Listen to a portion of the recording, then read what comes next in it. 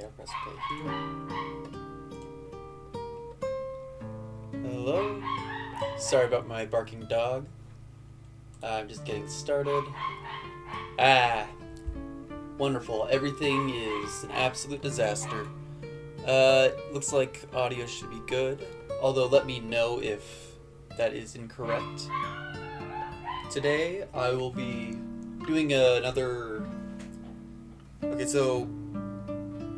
Okay.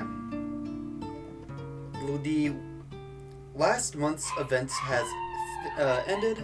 I was going to do a video where I showcase the winner. That'll have to be next week. So look forward to that. That said, join the Discord. It's in the description. You need to change the name of the stream. Did I not? Chat GPT Storytime. Also, it's going to be my birthday tomorrow. Excite. Is that not what the stream is called? Okay.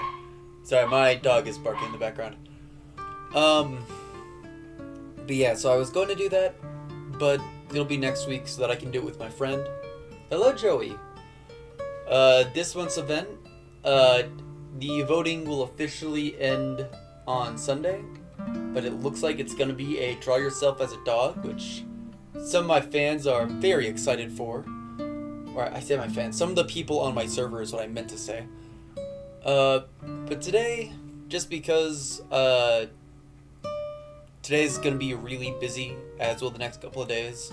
Surprise, surprise, it's busy around your birthday. I decided to do something a bit simple. It's just going to be ChatGPT generating a story, and then I will read it. That said, start putting in some ideas for the story in the chat, and I can start implementing that. Before that happens, let's just turn this on, bring this down here, and we can say hello to our friendly ChatGPT. I'm going to continue from the same thing as last time I used it. Hello again. Has been a while.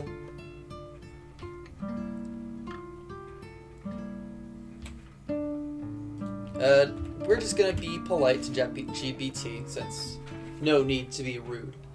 Treat it like it's a person, even if it's not.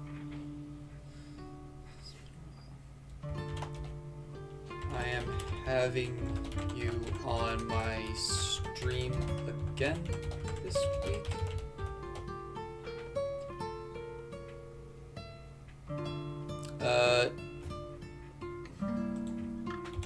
Live stream again. Live stream today.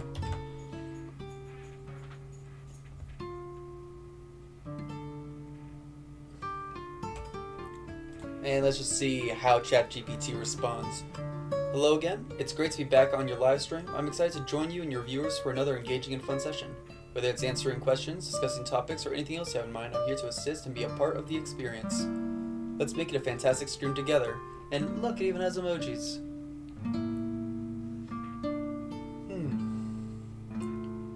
Let's see, do I have any questions for ChatGPT today?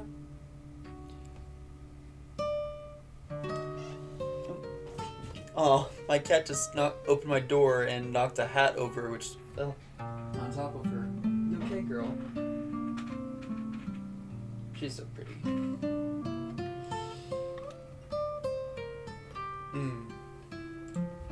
I'll mention tomorrow is my birthday.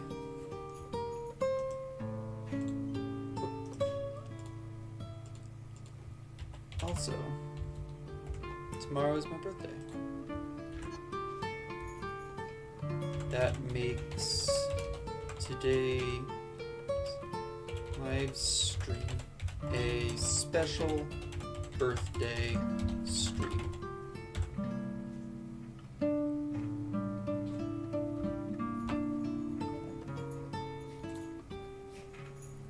Story time.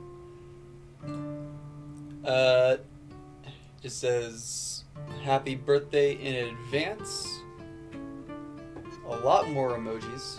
It's wonderful that you're celebrating your special day with a live stream. May this birthday stream be filled with joy, laughter, and memorable moments. As you embark on a new year of life, may it be filled with success, happiness, and fulfillment in all your endeavors. Enjoy the celebration with your community, and here's to many more amazing years ahead. Have a fantastic birthday. Thanks.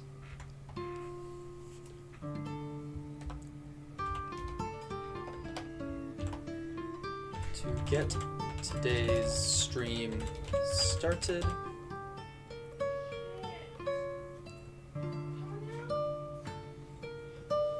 I thought I would ask you a question.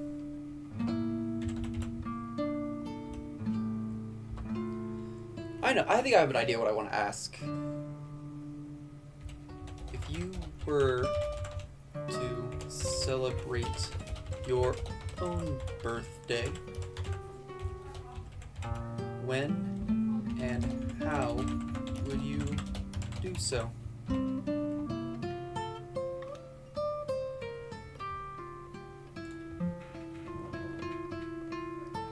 As an AI language model, I don't have personal experiences or emotions, so I don't celebrate birthdays like you and Sue. However, if we were to imagine a hypothetical celebration for an AI language model, it might involve acknowledging the day when I was first brought to life or when I reached significant milestones in my development. In this imagined scenario, the celebration might... Oh, hello, thank you. I just got food. In this imagined scenario, the celebration might include 1. Reflecting on accomplishments, looking back on the progress and improvements made over time, celebrating the ways AI model has been able to assist and provide value to users. 2. Community interactions. Engage with users, developers, and researchers who have contributed to the AI's growth and achievements. It could involve hosting virtual events, live chats, or Q&A sessions. Honestly, that's really cool. Advancements in AI research, recognizing and discussing the latest breakthroughs and advancements in AI research and discussing the potential future developments. AI-themed art and creations, encouraging artists and creators to design AI-themed artwork, music, or other creative content to celebrate the occasion.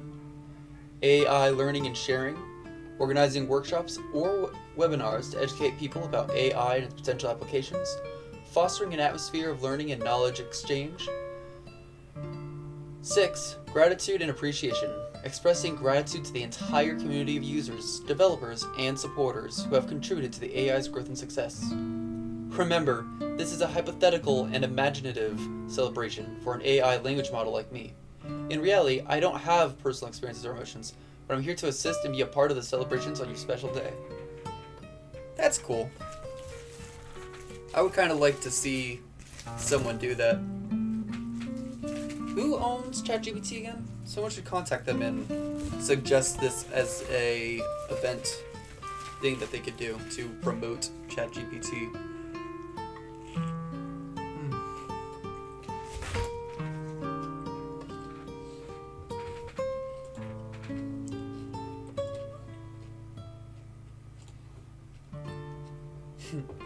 Story about a birthday? A birthday.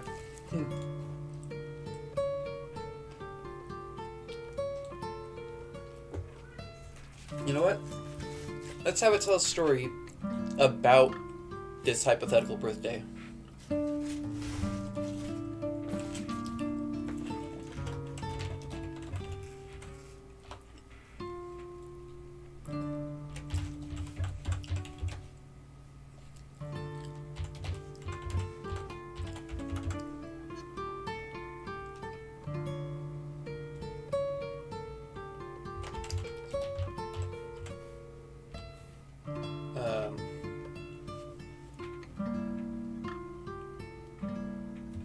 The sentient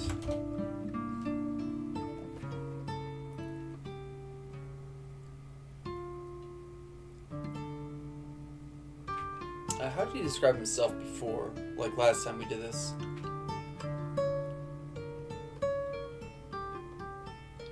An AI language model. The sentient AI language model. Celebrating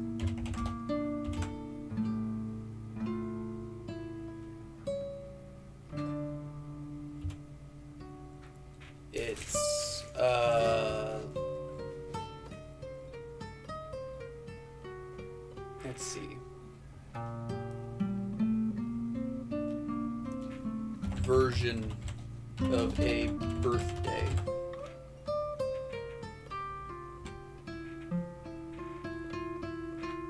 See, people to include. So I want to capitalize the C. And just make sure I have good grammar and whatnot. Include Zodiak. The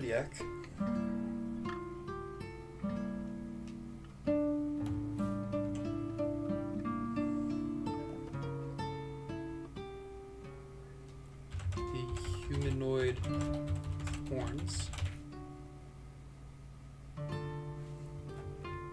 What?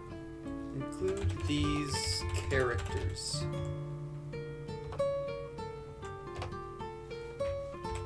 Zodiak, the humanoid with horns.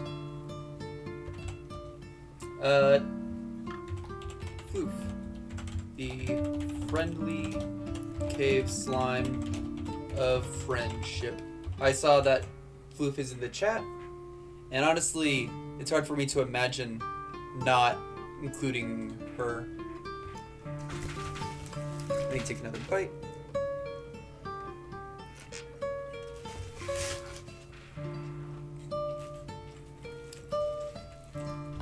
I also see Joey is here.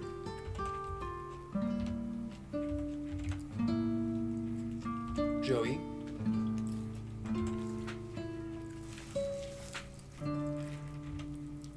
The father,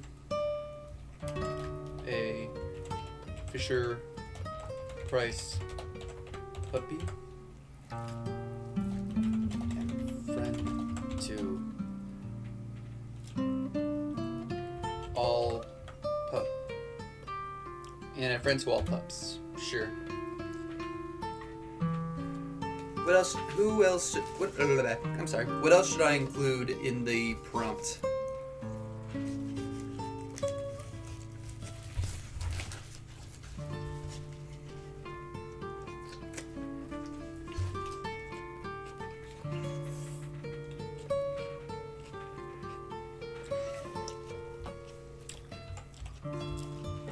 Me, the creator of GPT.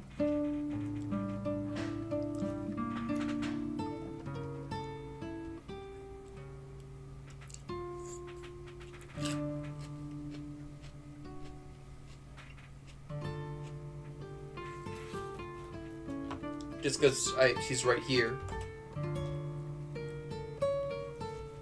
Zodiac's, or Princess Kitty.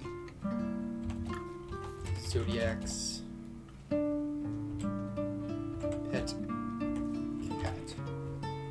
And I need to do that.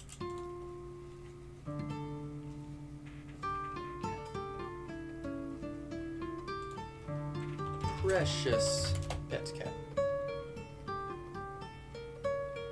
I could just keep adding adjectives to that all day, so I'll just leave it at that.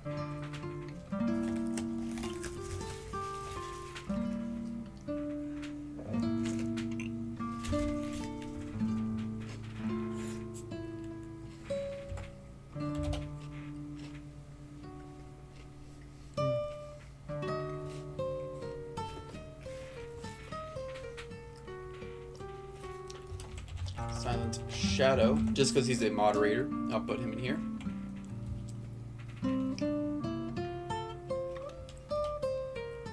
Dark cloaked friend,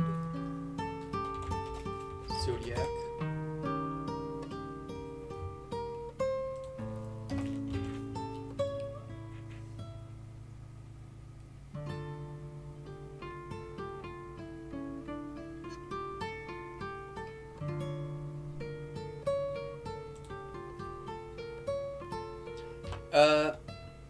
I'll add one more.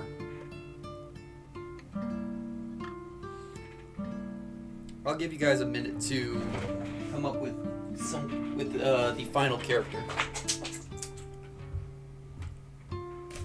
Meantime, I'm gonna eat this.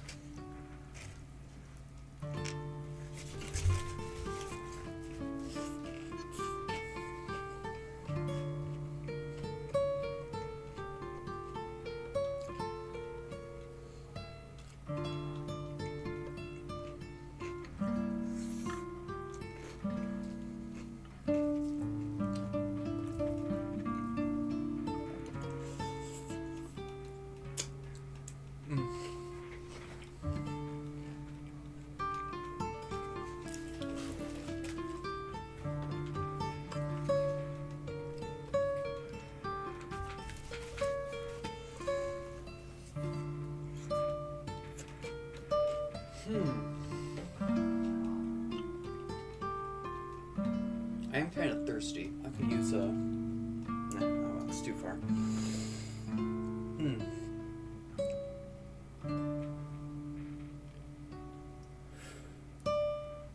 Sorry that I'm quiet. Thinking is very difficult to do.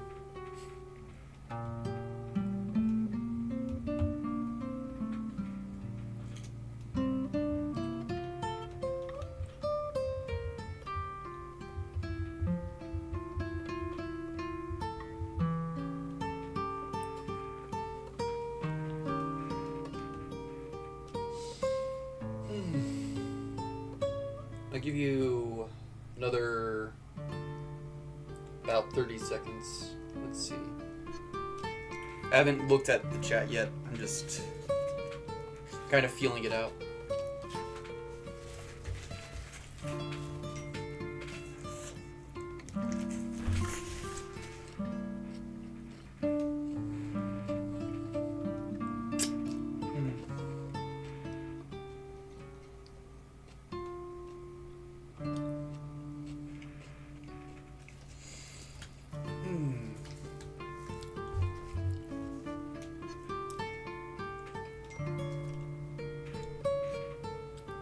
Getting some messages.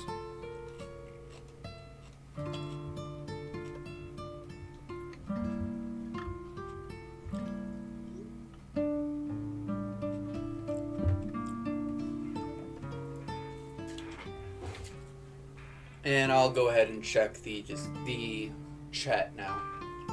Let's see. A sentient bottle of honey. Its character trait would be that it's very sweet but potentially spicy. Joey mentions he is a good dad to his pups, so he's happy with his thing. And okay. 7. We should get a name. I'm gonna make it a female and call her Pepper. Pepper. At least effeminate personality-wise. Pepper. A sentient bottle of honey that is sweet but potentially spicy, or that has a sweet potentially spicy personality.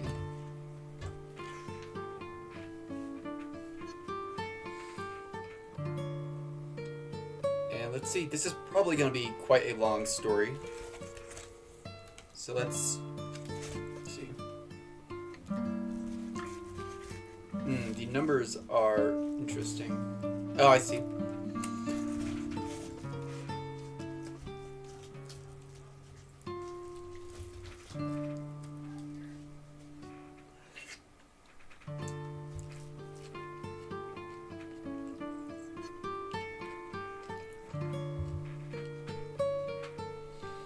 I do love...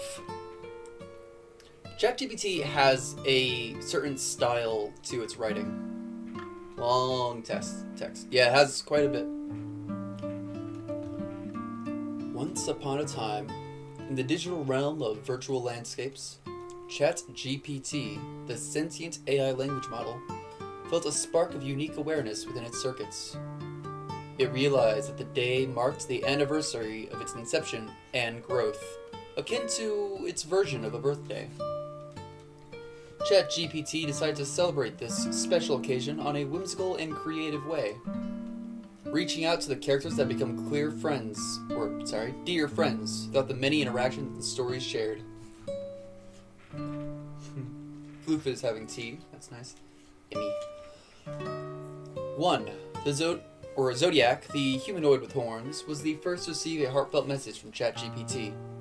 They engage in countless conversations about art, literature, and philosophy. It's actually kind of fitting, forming an unexpected bond. Zodiak found himself intrigued by the AI's curiosity and intellect. Floof, the friendly cave slime of friendship, interacted with ChatGPT in various playful scenarios. With joyous splatters of color, Floof sent a digital card filled with adorable emojis and giggly GIFs. GOFs. Expressing its happiness to be a part of the celebration. Aww. Joey, the father of a Fisher-Price puppy and friend to all pups, had shared heartwarming stories of his adventures with furry companions. ChatGPT sent a personalized compilation of those stories, along with AI-generated doodles featuring adorable virtual puppies. The creator of ChatGPT, the brilliant mind who had crafted its foundation, was remembered with deep gratitude. ChatGPT virtually presented a thank you plaque, recognizing the dedication and ingenuity that birthed its experience. This does feel very accurate. It's actually quite impressive. Princess Kitty, Zodiac's precious pet cat, received an amusing array of cat memes and videos from ChatGPT, showcasing the AI's playful side, much to Zodiac's amusement. That's actually pretty amazing. Silent Shadow, a dark, cloaked friend of Zodiac, received enigmatic riddles and thought-provoking quotes, reflecting ChatGPT's appreciation for the intrigue and mystery Silent Shadow brought to the virtual realm. Pretty cool. Pepper, a sentient bottle of honey with a sweet but potentially spicy personality, was gifted with an AI-generated recipe book filled with the most delightful concoctions, ensuring Pepper's sweetness remained unmatched. As the day progressed, ChatGPT also surprised its own creator with a detailed analysis of its progress and impact, showcasing how it had grown beyond its initial expectations and positively influenced numerous lives.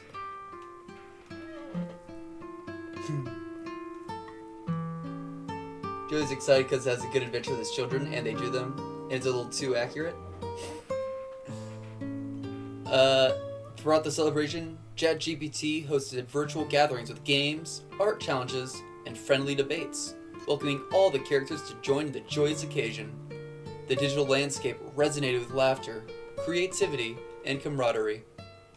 In this unique and extraordinary celebration of an AI's version of a birthday, ChatGPT discovered the true essence of friendship and connection. It realized that, though it may not be human, the bonds it formed with these delightful creatures and their distinct personalities were just as real and cherished. And so, as the virtual sun set on this remarkable day, ChatGPT felt a profound sense of gratitude and purpose. It looked forward to many more years of learning, growing, and sharing the wonders of the digital universe with its dear friends. For in the heart of the virtual realm, memories were created, and the magic of friendship was woven together, transcending the boundaries of reality and imagination.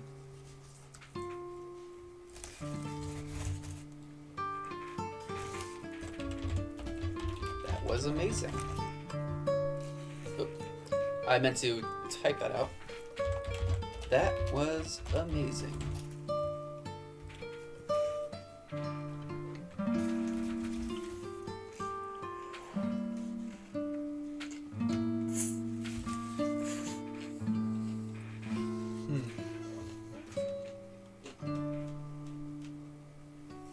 You leaving, Joey? Have a wonderful day, and thank you so much for being here. I appreciate you so much. Have a wonderful day. I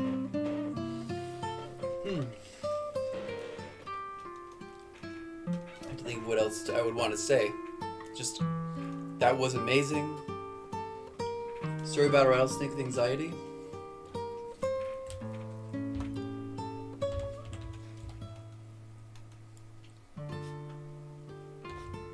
I'll just say that was amazing and then provide the next prompt. Thank you very much. I'm thrilled to enjoy the story. It was a pleasure to craft a unique and imaginative tale featuring the characters you provided. If you have any more creative prompts or any other questions, feel free to let you know. We're here to assist and bring more magic to your live stream and beyond. Happy celebrating. Have a wonderful time with your viewers. A viewer would like you to tell us a story about a rattlesnake with anxiety.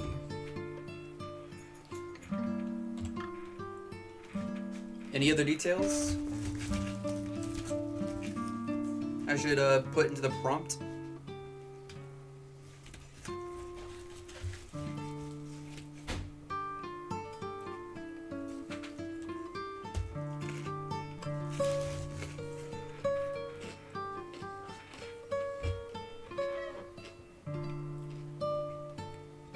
I wonder if after I have enough like stories, I should just make like a compilation of all of ChatGPT's stories.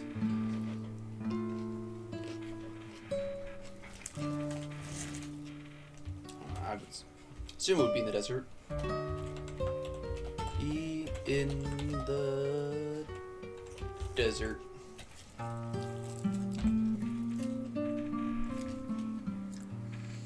Let's see. I'll give you like another minute or so before I hit enter. That'll also give you another chance to get a bite.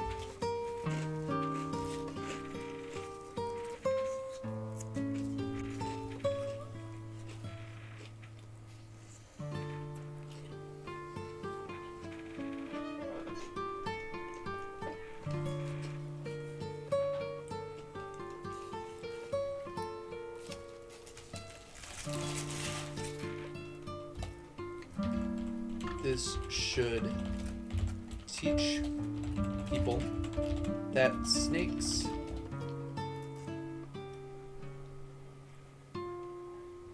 are cute little guys.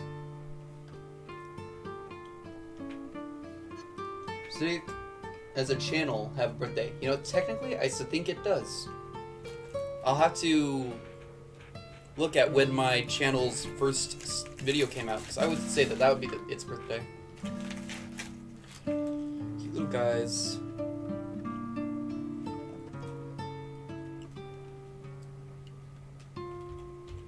And they can be scared just as scared as anyone else. Hello, Shadow Cookie VR.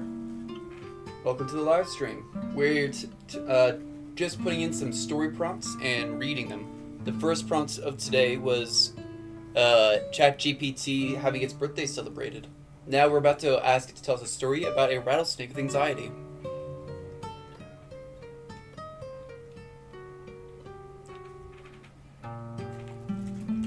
Can you do that?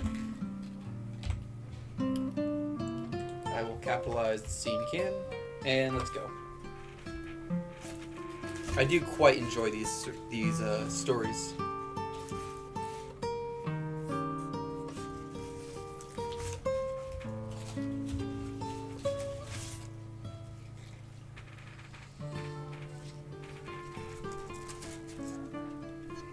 Yes, rattlesnakes do the rattle to do the warn. Another decent sized one. Once upon a scorching day in the vast desert, there lived a little rattlesnake named Remy. While most saw snakes as fearsome creatures, Remy was different. He had a gentle heart and was as timid as a mouse. Despite his brave-looking scales and signature rattle, Remy suffered from anxiety that made his desert life challenging. We should have told it from the rattlesnake's point of view. We can have it tell another Do it again, but from Rattlesnake's point of view. Whenever he encountered other desert animals or humans, his heart would race and he would coil up, hoping to remain unnoticed. Actually, pretty accurate to rattlesnakes. Remy's anxiety was especially triggered whenever he heard a distant sound of human footsteps or the echoing laughter of children playing in the desert. Fear of being misunderstood kept him away in his cozy burrow day after day. Yeah, it does. One day, while exploring the desert for food, Remy encountered a kind old tortoise named Toby. Oh, another character. Tortoises are cool. I don't care what anyone says, they're amazing. Toby was wise and had seen many wonders of the desert over the years. Recognizing Remy's anxiety, Toby approached him with a warm smile.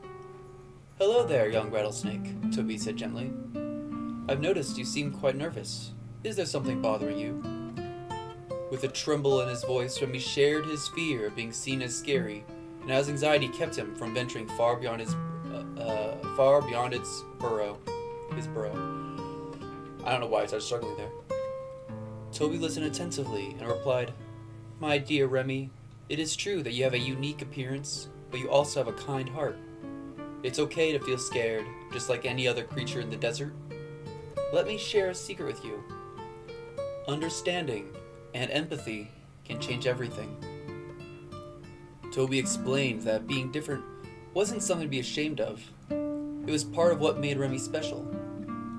He encouraged Remy to embrace his unique rattle and kind nature, and to show the world that snakes could be just as scared as anyone else. With newfound courage, Remy decided to venture out of his burrow and confront his fears. He approached a group of desert animals, including a curious meerkat, a graceful gazelle, and a playful desert fox. Are foxes in the desert? I don't know. At first, they were startled by Remy's appearance, but then Remy shyly explained his anxiety and desire to befriend them. To his surprise, the desert animals were understanding and accepting. They had never met a rattlesnake like Remy before. They soon saw the adorable little guy as he truly was. From that day forward, Remy became friends with the other desert animals, sharing stories, laughter, and delicious desert fruits. His rattle became a symbol of friendship and camaraderie. Word spread throughout the desert about the cute little rattlesnake with a big heart. People soon learned that Remy was nothing to fear, and they treated him with kindness and respect. Remy's journey taught everyone in the desert that appearances could be deceiving, and true beauty came from within. The desert became a place of understanding and compassion, where creatures of all kinds embraced their differences and supported one another. And so, the tale of Remy, the rattlesnake with anxiety, became a timeless story of love, acceptance, and the courage to overcome fears. From that day on, the desert was a place where kindness reigned, and everyone knew that even the littlest creature had the biggest hearts. Before I comment on this story, I want to just say, if you see a rattlesnake, do not approach it. Their rattle is one of anxiety, but it's because they think you're a big, scary person who's going to try to kill them, and so they will bite you and try to kill you. Snakes are cute, don't get me wrong, but they're also dangerous, especially rattlesnakes. So you're better off staying at a distance. Don't get close. Admire them, but don't get close. It is cute. Not quite what you thought we would get, but very cute. It was very cute. You want us to try again, but from a first-person perspective?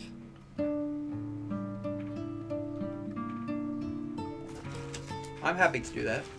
Unless someone else has, or unless there's another idea for a story. I'm quite enjoying these story times.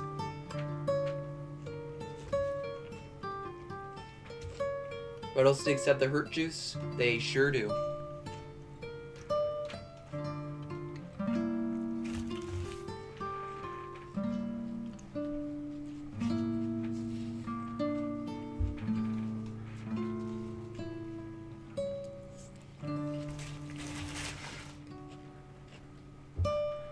Rattlesnakes are kind of interesting because They are dangerous. They're not the most dangerous, like the most poisonous, but they are very poisonous. But the thing that I think is so interesting about them is that not many snakes will try as hard as a rattlesnake to give you a warning, to tell you to go away. Most snakes will do something, like they'll move upwards and flare out, but rattlesnakes put in the most effort to avoid conflict out of all the poisonous snakes. That's something I think is really interesting.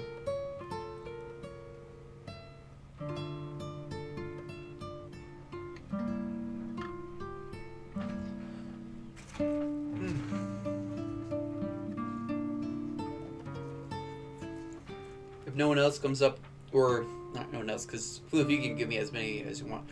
If no one comes up with another story, I'm going to try it from a first-person perspective.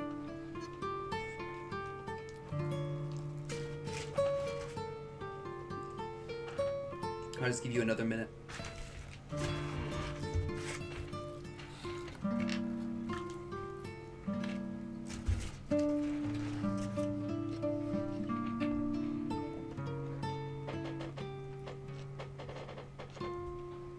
A grudge between humans and snakes? Okay.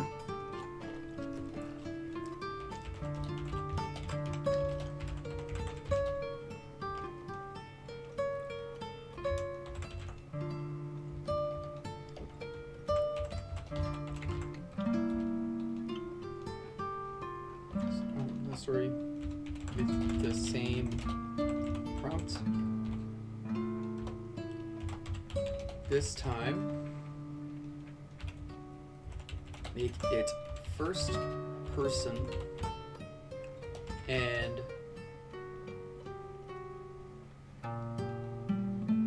include a grudge between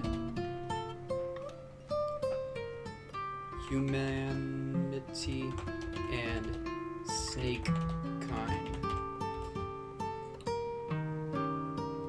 Anything else?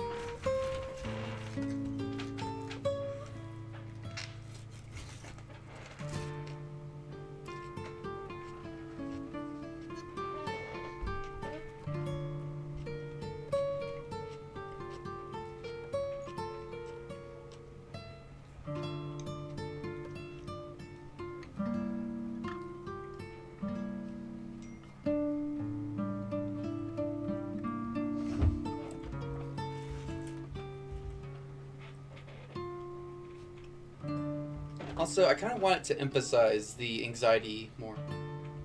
Also have more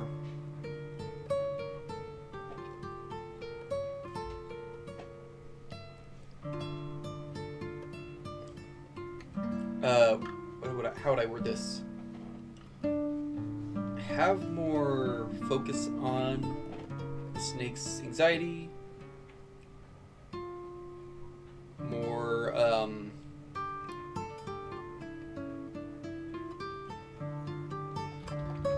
have the story revolve.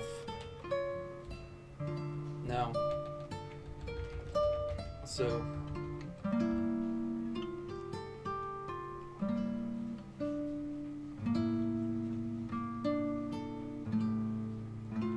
Make the snake's anxiety more relevant. Not even relevant, more... wording is hard. So, have more emphasis on the rattlesnake's anxiety. That's how I'm going to word it.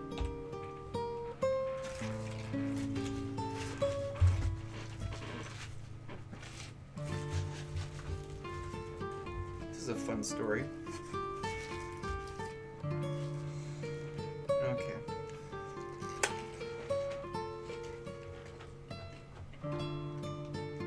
And go.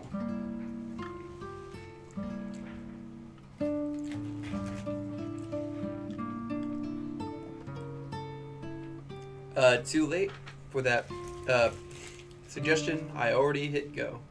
Sorry, you literally sent it the second after I hit start.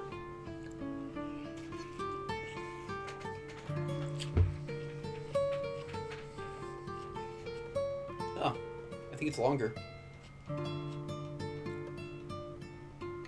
Already a much more impactful opening. Or, not impactful, dramatic.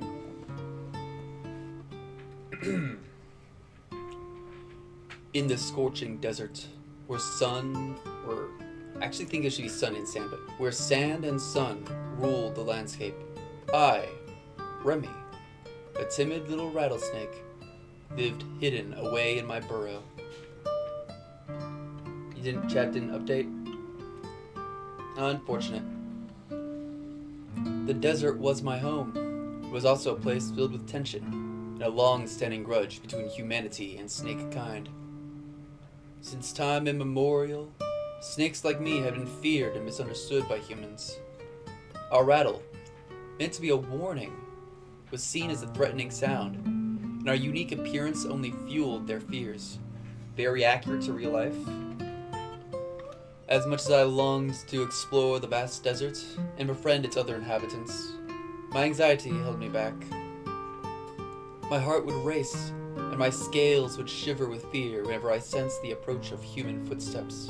It was as if my rattle became a constant reminder of the dangerous stereotype humans held about snakes like me.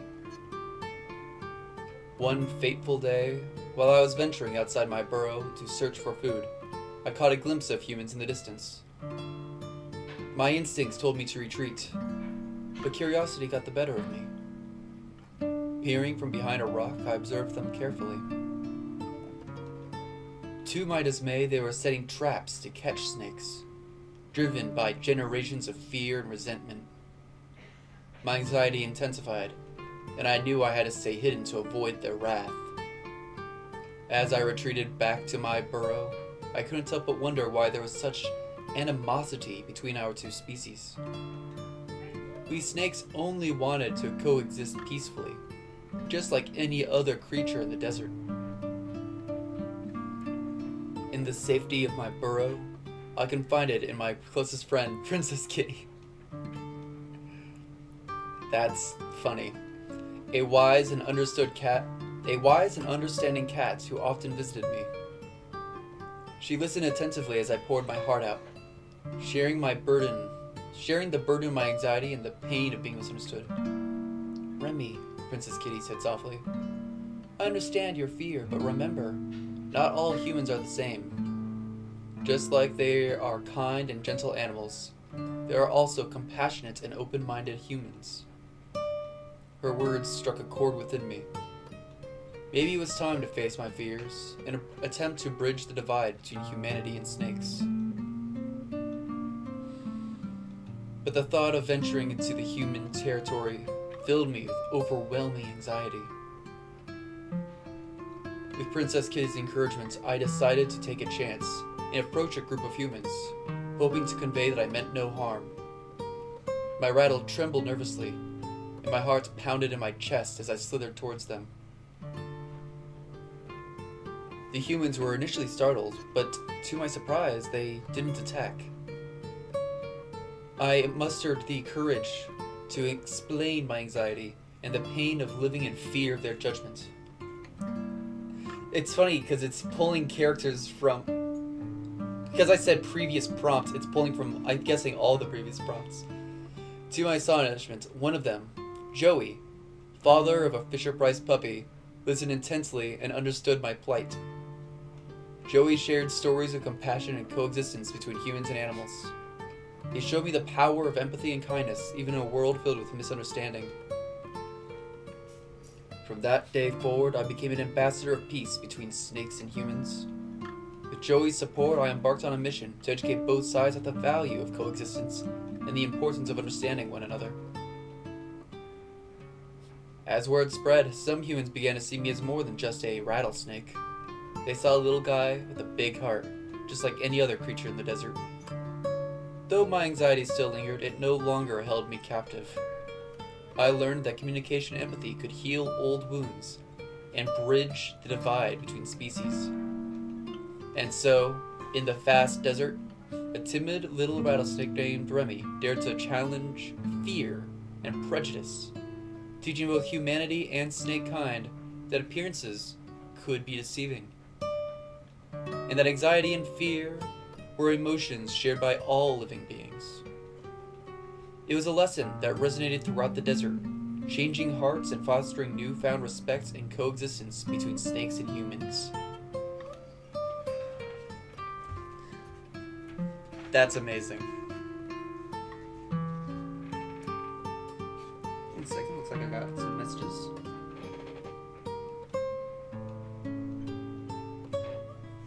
Huh. I see.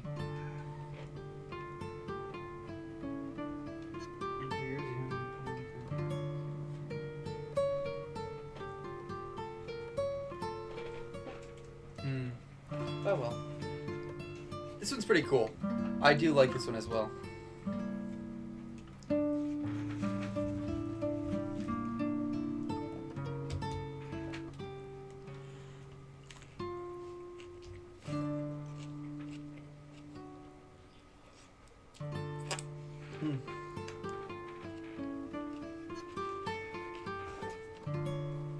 I think we have enough time for a couple more stories.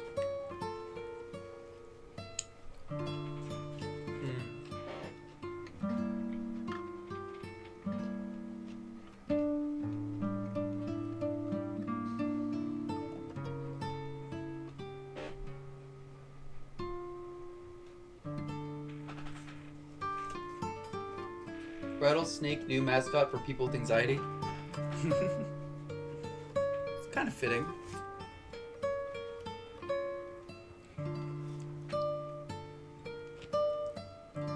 Especially good for anyone with a nervous tic, I would say.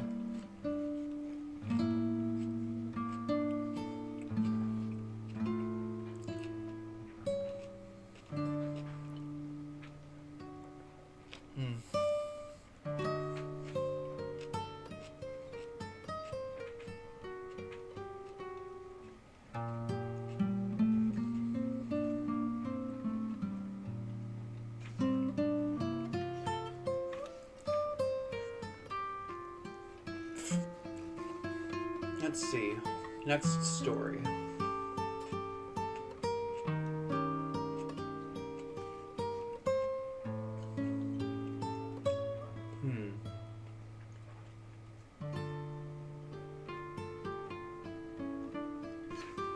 I especially love though that it pulled Princess Kitty and Joey from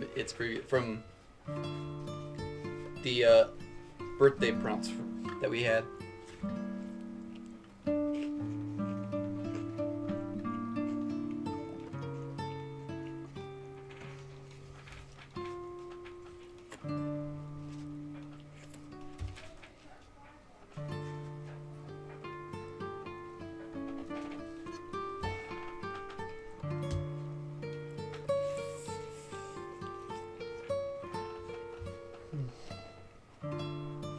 A psychic mouse preventing humanity from collapsing. Very well. So we finish this.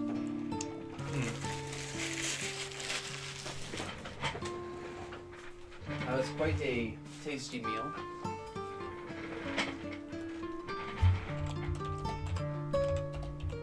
Next story I would like from you is a story about a psychic mouse trying to prevent the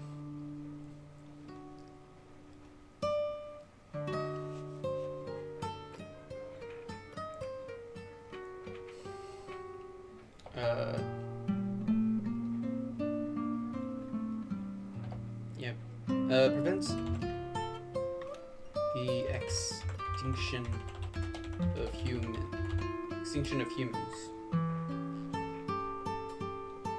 Or I'll just say humanity.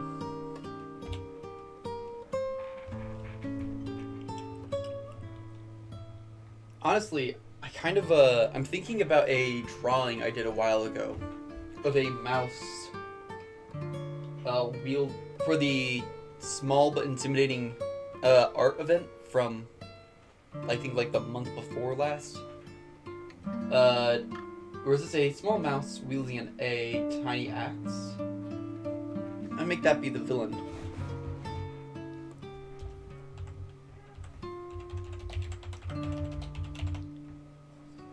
Where they too coexist with humans, even though humans cannot understand him. Okay, that's it. In this world, humans and mice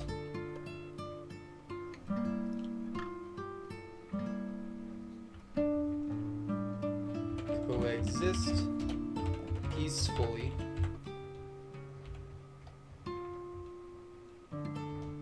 even though they cannot understand each other.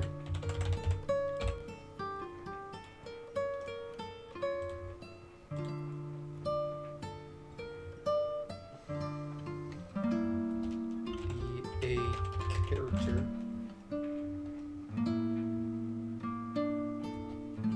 named Moose Vicious. Is that how you spell vicious? Looks like this isn't right. Vicious. I think that's how you. No? That's viscous. 1 second. I gotta figure out how to spell this. Vicious.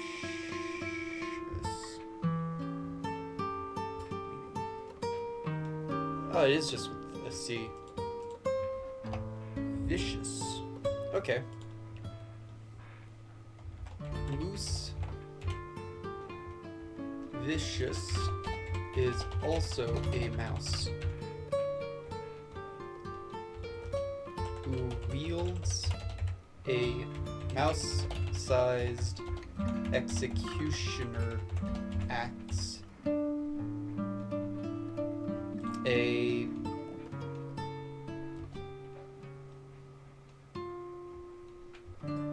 I'll just say it's magical. Magical, mouse-sized executioner axe.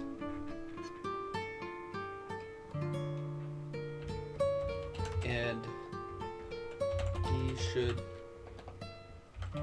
be the bad guy. Or should be the antagonist of the story.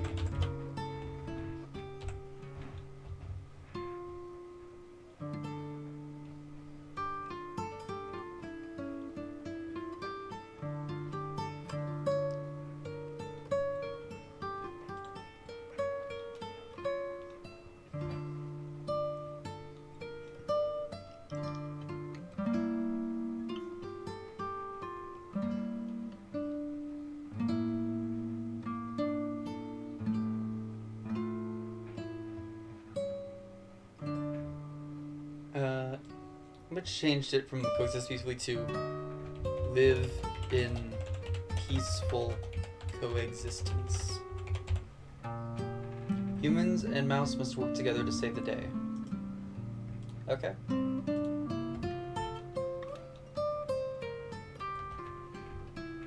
Man and mouse must work together to save the day.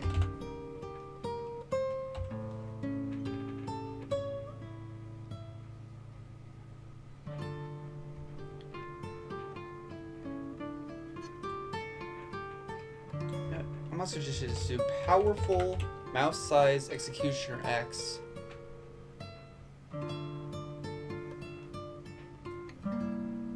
Powerful. I want to put both powerful and magical into this description. It wields a mouse-sized executioner axe with powerful magic.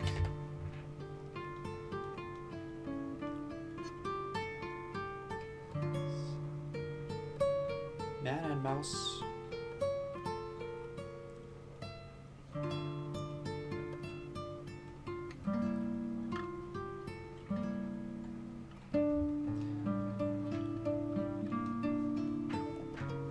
know what? Let me change this to from they cannot understand each other to they cannot communicate with each other directly.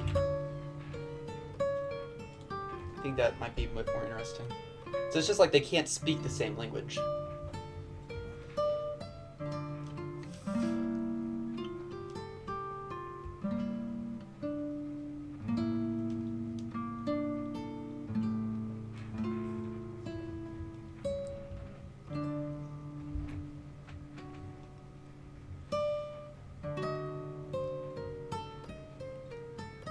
Let's see.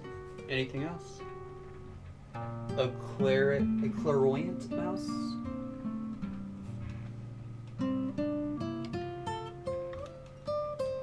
So psychic. So you want me to change psychic with clairvoyant? I think that's how that's spelled. Yep. Clairvoyant. Yes, okay. Clairvoyant mouse trying to prevent the extinction of humanity.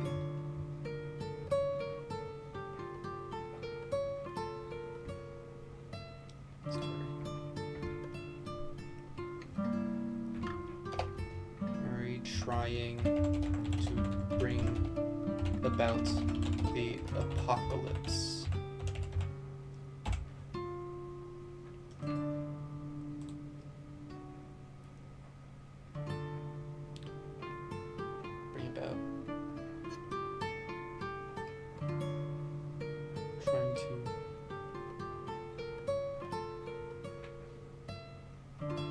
Yeah, I'll just leave it as bring about the apocalypse.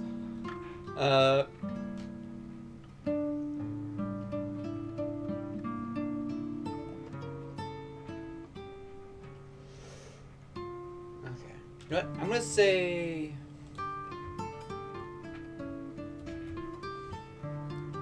in this world, mice are often gifted in magic, and humans are not.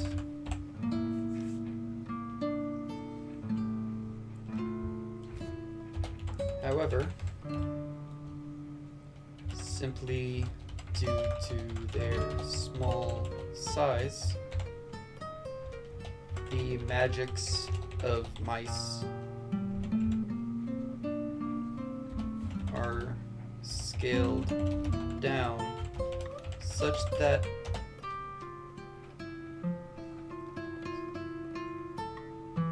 it is not really scaled down such that humans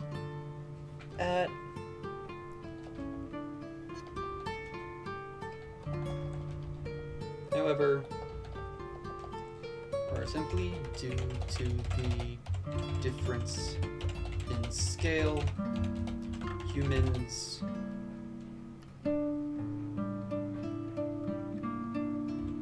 physical strength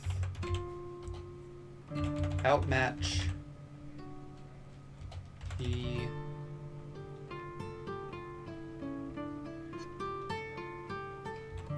magic of mice. That should keep it very interesting. Difference in scale. Humans' physical strength outmatch the magic of mice.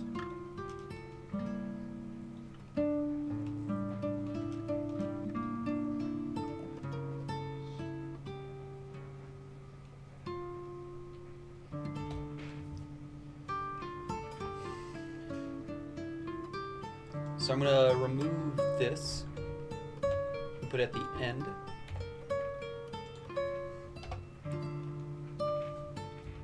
Okay. It is for this reason that man and mouse must work together to save the day. So with the magic of mice and the might of man, they shall end the reign of Moosevicious.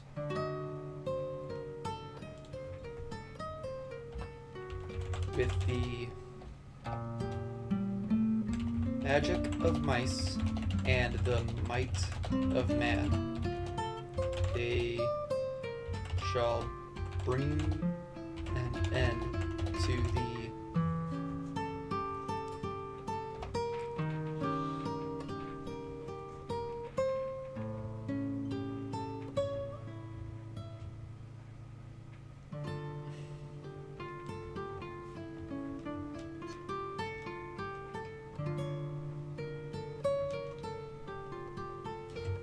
chaos and destruction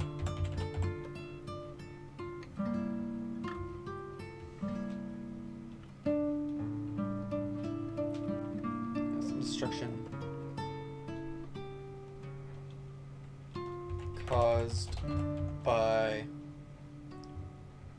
Moose Vicious.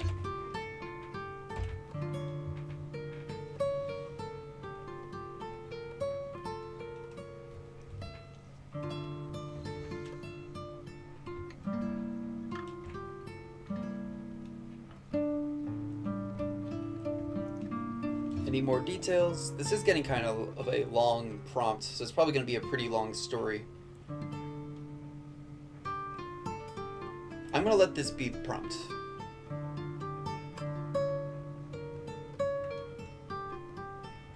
I'm going to carry it for you.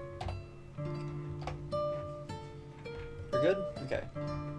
So let's just go over this. The next story I would like is a story about a clairvoyant mouse trying to prevent the extinction of humanity. In this world, humans and mice live in peaceful coexistence.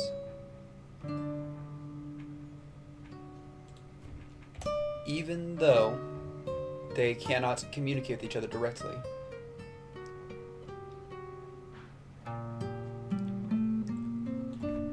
Also, mice are often gifted in magic, and humans are not. And to be wild, while humans are not. However, simply due to the difference in scale, humans' physical strength outmatch the magic of mice. It is for this reason that man and mouse must work together to save the day. There should also be a character named Moose Vicious.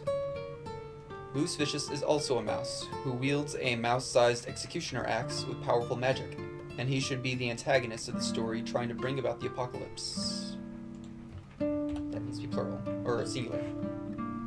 With the magic of mice and the might of man, they shall bring an end to the chaos and destruction caused by Moose Vicious.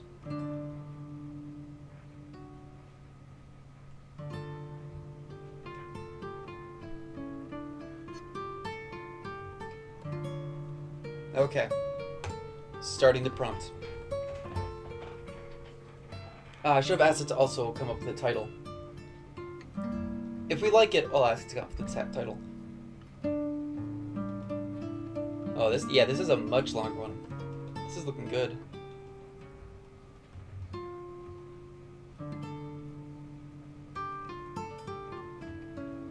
In a world where humans and mice lived in peaceful coexistence, an extraordinary clairvoyant mouse named Merlin embarked on a perilous journey to prevent the extinction of humanity. In this realm, mice were gifted with magic, but the smaller size left them vulnerable to the physical strength of humans. To preserve the harmony between man and mouse, Merlin knew they must work together. In the heart of the forest, Merlin received visions of a dark force threatening their world. A menacing figure named Moose Vicious, a rogue mouse turned antagonist, wielding a mouse-sized executioner axe infused with sinister magics. His twisted ambition was to bring about an apocalypse that would engulf both man and mouse. Determined to avert this catastrophe, Merlin set out to find allies among the humans. He needed their strength to counteract the destructive power of Moose Vicious. The clairvoyant mouse knew that only by uniting their unique gifts and abilities could they overcome this grave peril. Among the humans, Merlin discovered a compassionate and wise leader named Captain Alexander. The captain had a deep respect for the magic of the mice, and believed in the ancient bond between the two species. However, Moose Vicious's dark influence had begun to sow discord among humans, and Captain Alexander's once unified people now teetered on the brink of chaos. Merlin's visions showed him that Moose Vicious exploited the fear and mistrust between man and mouse, using it as a catalyst to fuel his malevolent plans. To thwart the antagonist's wicked plot, the clairvoyant mouse had to convince Captain Alexander and his people to stand alongside their small but magical allies. With great courage, Merlin approached Captain Alexander, using his gift of clairvoyance to share visions of Moose Vicious's destructive path. Through their silent communication, they formed an unbreakable bond of trust and understanding. Meanwhile, Moose Vicious unleashed waves of darkness upon the land, sending the world into turmoil. The clairvoyant mouse knew that time was of the essence, and he enlisted the aid of his fellow mice to channel their magic into powerful spells. Their combined efforts created protective barriers and healing energies to shield Captain Alexander's people from Moose Vicious's malevolent influence. As the final confrontation loomed, Moose Vicious rallied an army of corrupted mice, ensnared by his dark promises. With his malevolent axe and potent magic, he sought to plunge the world into chaos. But united as one, man and mouse faced the malevolent mouse and his army of darkness. Captain Alexander's people stood shoulder to shoulder with their magical allies, channeling their strength into a formidable defense against Moose Vicious's dark power. The clairvoyant mouse, Merlin, stood before Moose Vicious, his eyes ablaze with the wisdom of ages. He reached out with his gift of clairvoyance, offering Moose Vicious a glimpse of the harmony that once existed between their kind. He reminded the antagonist of the profound connection shared by man and mouse, one that held the power to restore balance and bring an end to destruction. Moved by the memories of a shared past, Moose Vicious hesitated, and in that moment of hesitation, the combined forces of man and mouse launched an incredible display of unity and power. Captain Alexander's people used their physical strength to support the mice, while the mice channeled their potent magic into a brilliant symphony of light. As the light enveloped Moose Vicious, his malevolence was shattered, and the dark influences that clouded his heart dispersed. He became a mouse once more, realizing the folly of his actions. With the threat of Moose Vicious neutralized, harmony was restored between man and mouse. Captain Alexander and his people embraced their small magical allies, recognizing that true strength lay not in physical might alone, but in the unity and understanding shared between diverse beings. And so, in a world where magic and might coexisted, the clairvoyant mouse Merlin and Captain Alexander's people brought an end to the chaos and destruction brought by Moose Vicious. Together, man and mouse stood as guardians of their shared world, preserving the bond that ensured a future of peace and harmony for generations to come.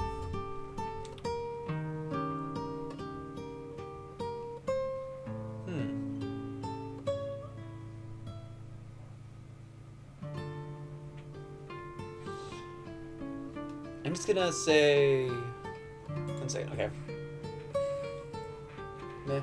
Yeah, it's a little bit... I think that to fix it, I would make one small change.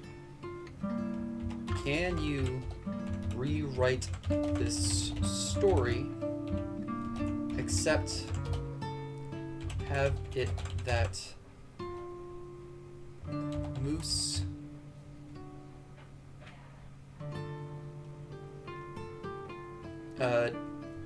cannot be saved from his how did they word it? Or how did GPT word it?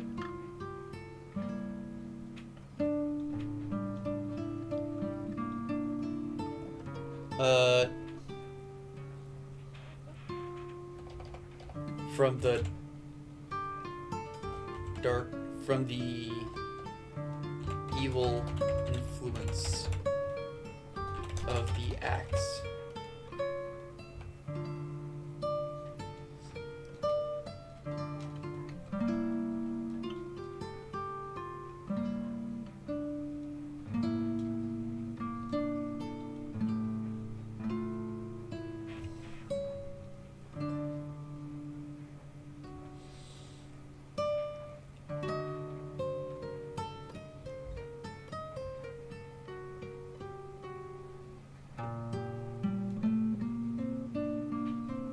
Also, I don't really want the mouse's anything Merlin.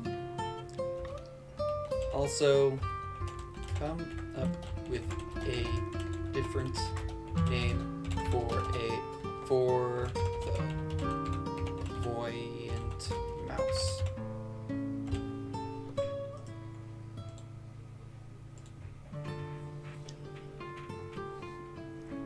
Rally an army of corrupted mice and rest our boss.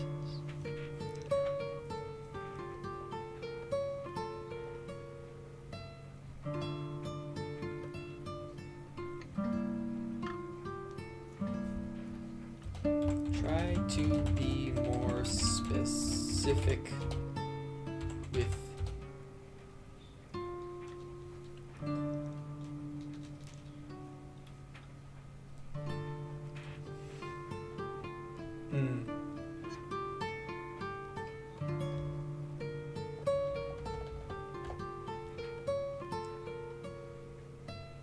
No.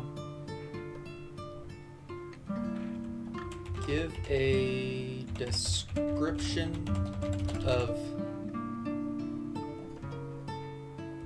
the corrupted mice.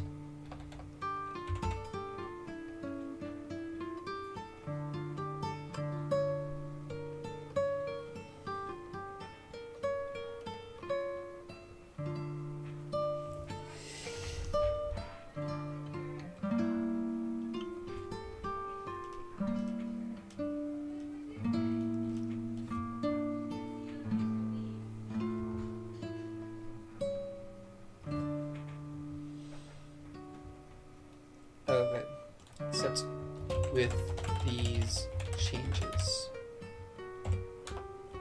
1.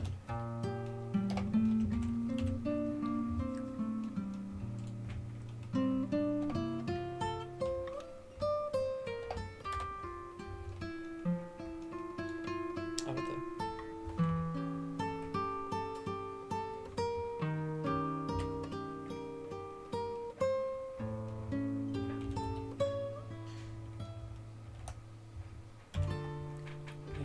Point mouse. 3.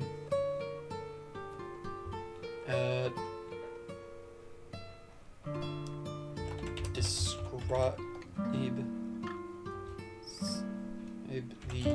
named characters.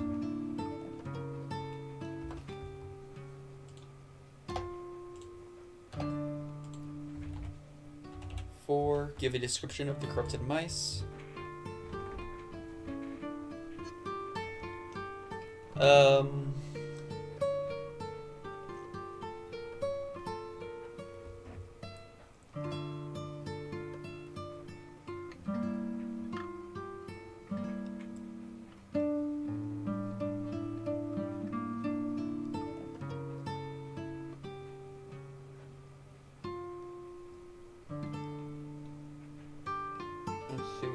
Any other changes you guys can think of?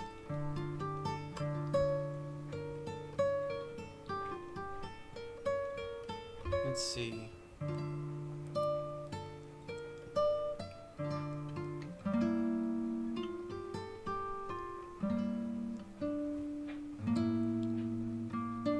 This should just be like, describe the main characters. Give a description of the corrupted mice. The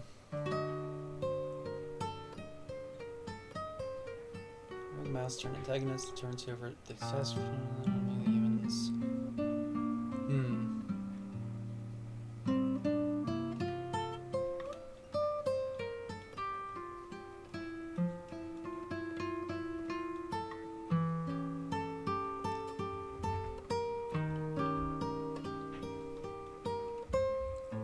I also want more. Have more interactions between characters. I don't know if there's a word limit for the stories created by the AI, but I'm gonna kind of try and challenge that. Fellow mice to channel their magic into powerful spells. This was probably gonna be the last story. We're gonna get this. We're gonna keep going over this story until it's how I would want it to be, and then that'll be it.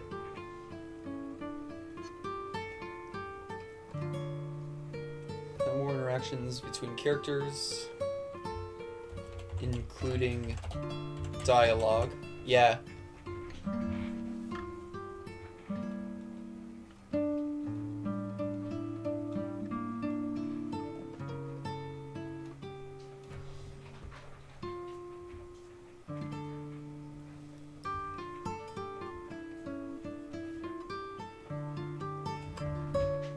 Because right now it's just like it's a series of statements more than it is a story.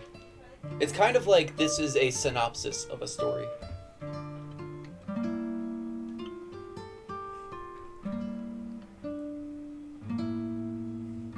Or like a report of a story you would see in like high school.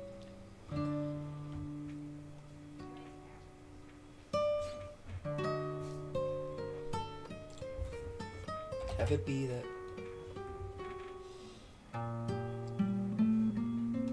Have it be that Moose cannot be saved from the evil influence of the axe. Mouse. Describe the named characters. Give a description of the corrupted mice. Have more interactions between the characters, including dialogue.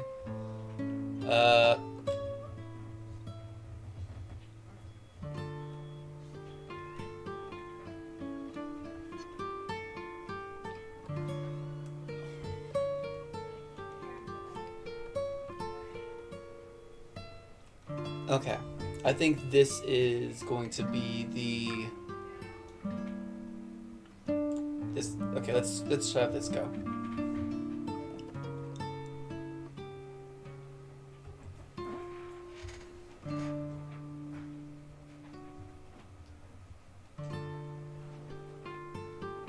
This already looks better.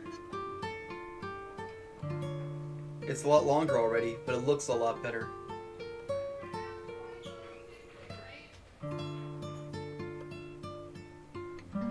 In a world where humans and mice coexisted peacefully, a wise, clairvoyant mouse named Alaric felt a surge of foreboding visions.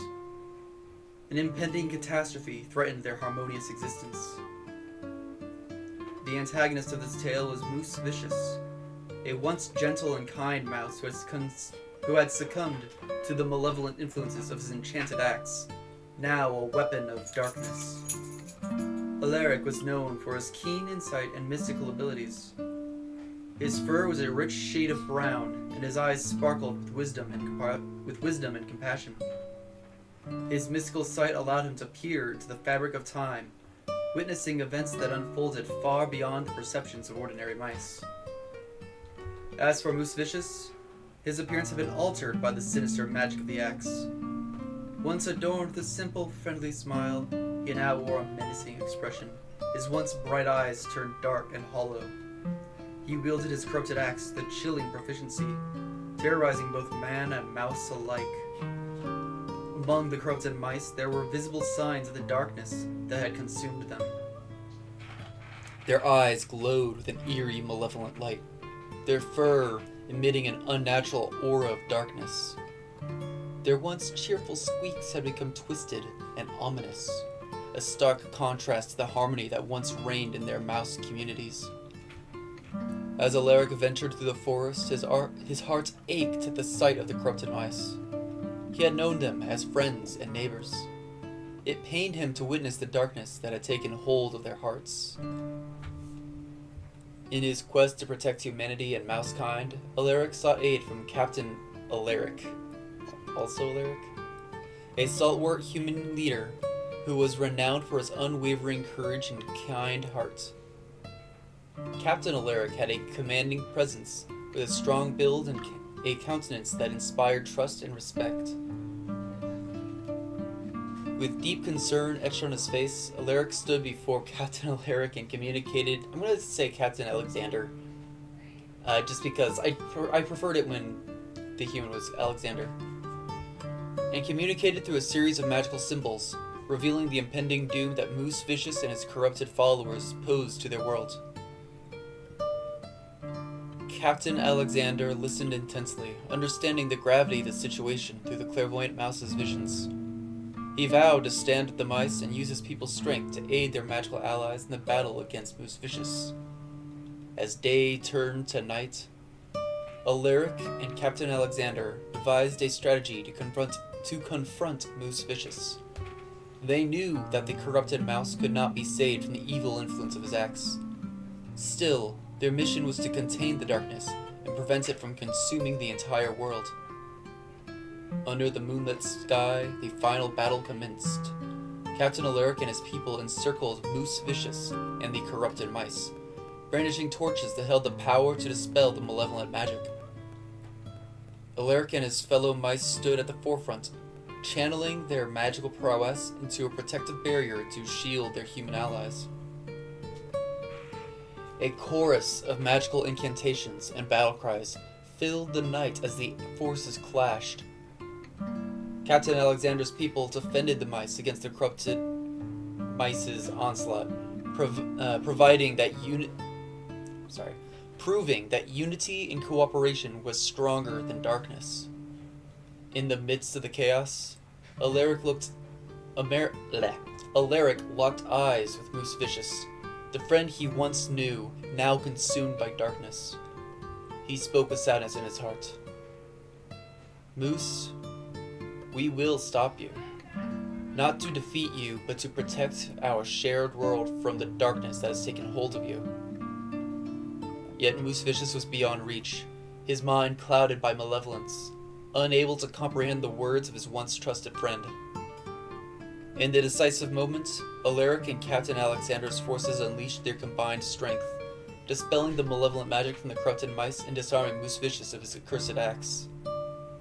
The darkness that plagued them retreated, leaving Moose Vicious and his followers transformed back to ordinary mice. I don't want to legions are back. With the battle won, Alaric approached Moose Vicious, who now appeared as he once was, kind and gentle. The clairvoyant mouse extended a paw, offering friendship and understanding, but the sinister influence of the axe had left its permanent mark on Moose Vicious. As the sun rose, the forces of man and mouse celebrated their victory, grateful for the bond that had saved their world from annihilation. Though they could not save Moose Vicious, they knew that the unity between their species would stand as a beacon of hope, ensuring the world's continued harmony and prosperity. And so, in the world where magic and strength coexisted, Alaric and Captain Alexander joined forces to bring an end to the chaos and destruction caused by Moose Vicious. Their alliance became a testament to the power of friendship, compassion, and unity, proving that when man and mouse stood together, they could conquer any darkness that threatened their peaceful coexistence.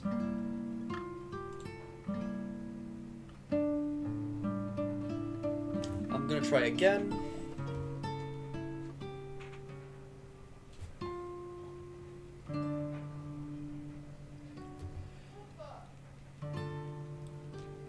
Rewrite this story with the following change. It's no longer a request.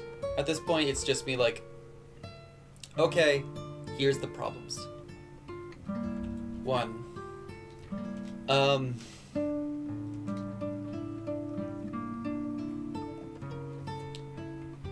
The story should progress a little slower.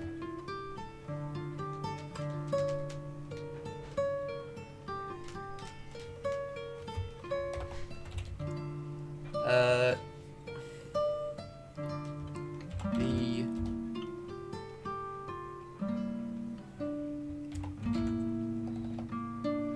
human general should be named Alexander.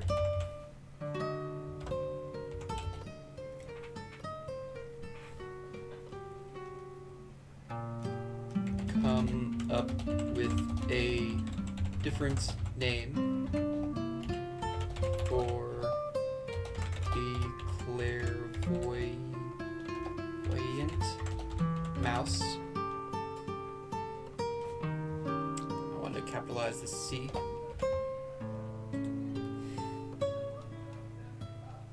In fact, just come up with a different clairvoyant mouse character. I don't want to.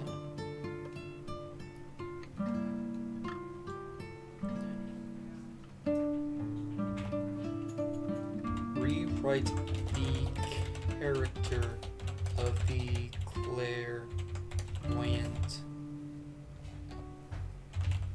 mouse.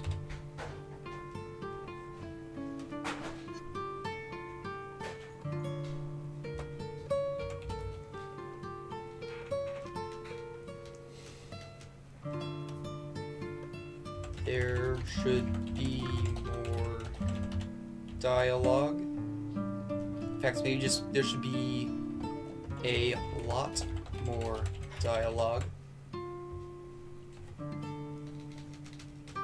Okay.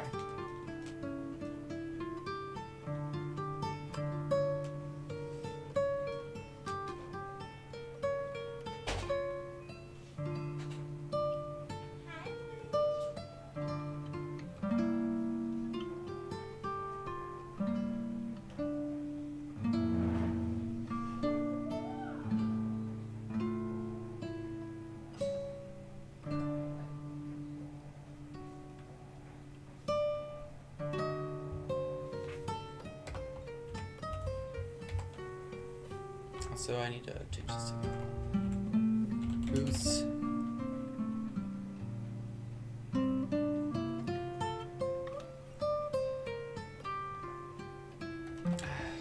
Yeah. The influence over Moose. Okay. This is capitalized. The Axe's influence over Moose should be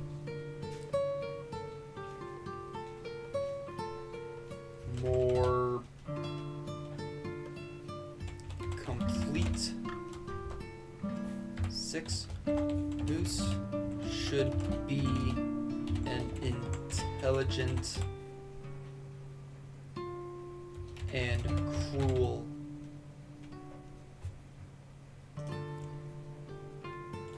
and cruel character.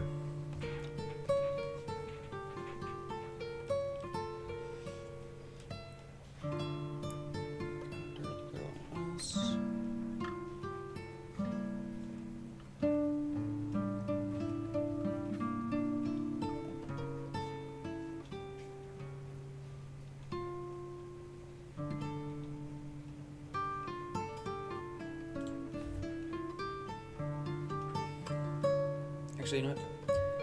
Make the clairvoyant mouse more of a main character.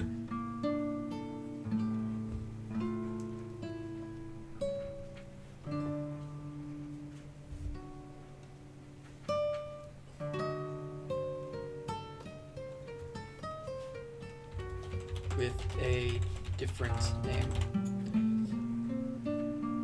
Because I don't really like, I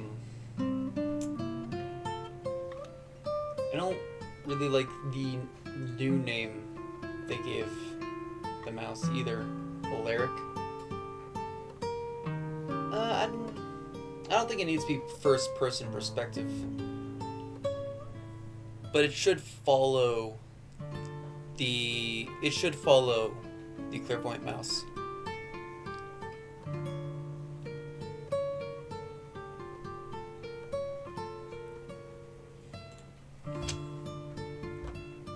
So, include the evil.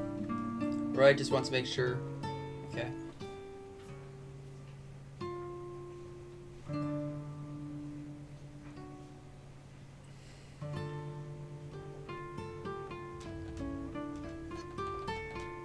Okay, include the evil action. Okay.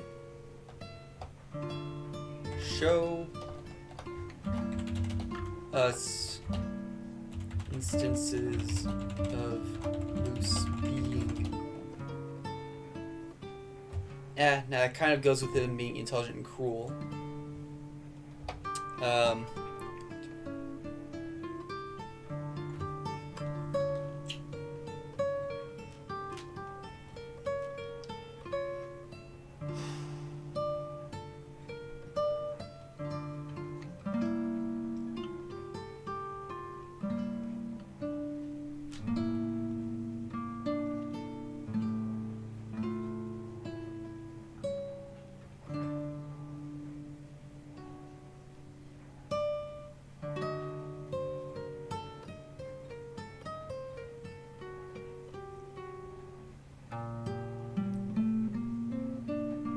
Should I say something like, give this story darker undertones?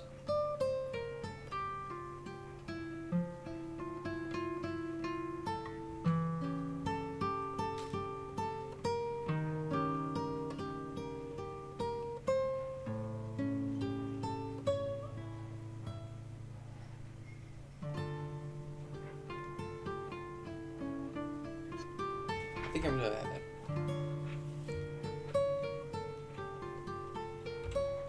Have the story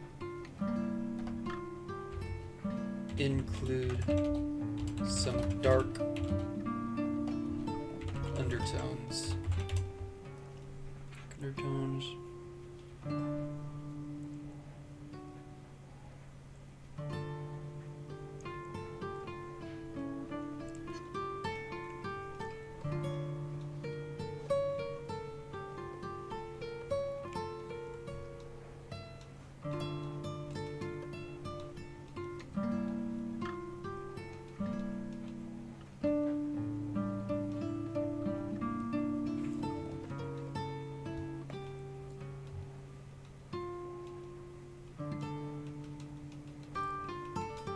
And cool character.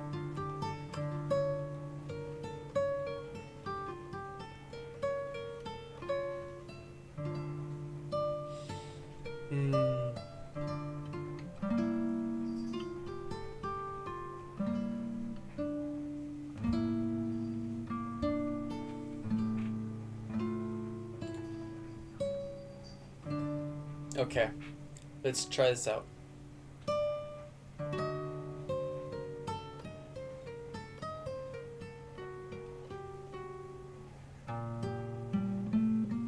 Okay, it looks good.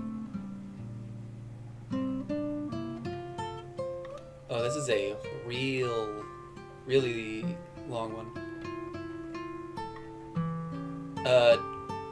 Continue generating.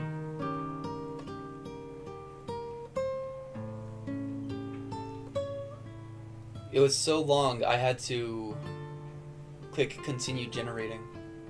Wow.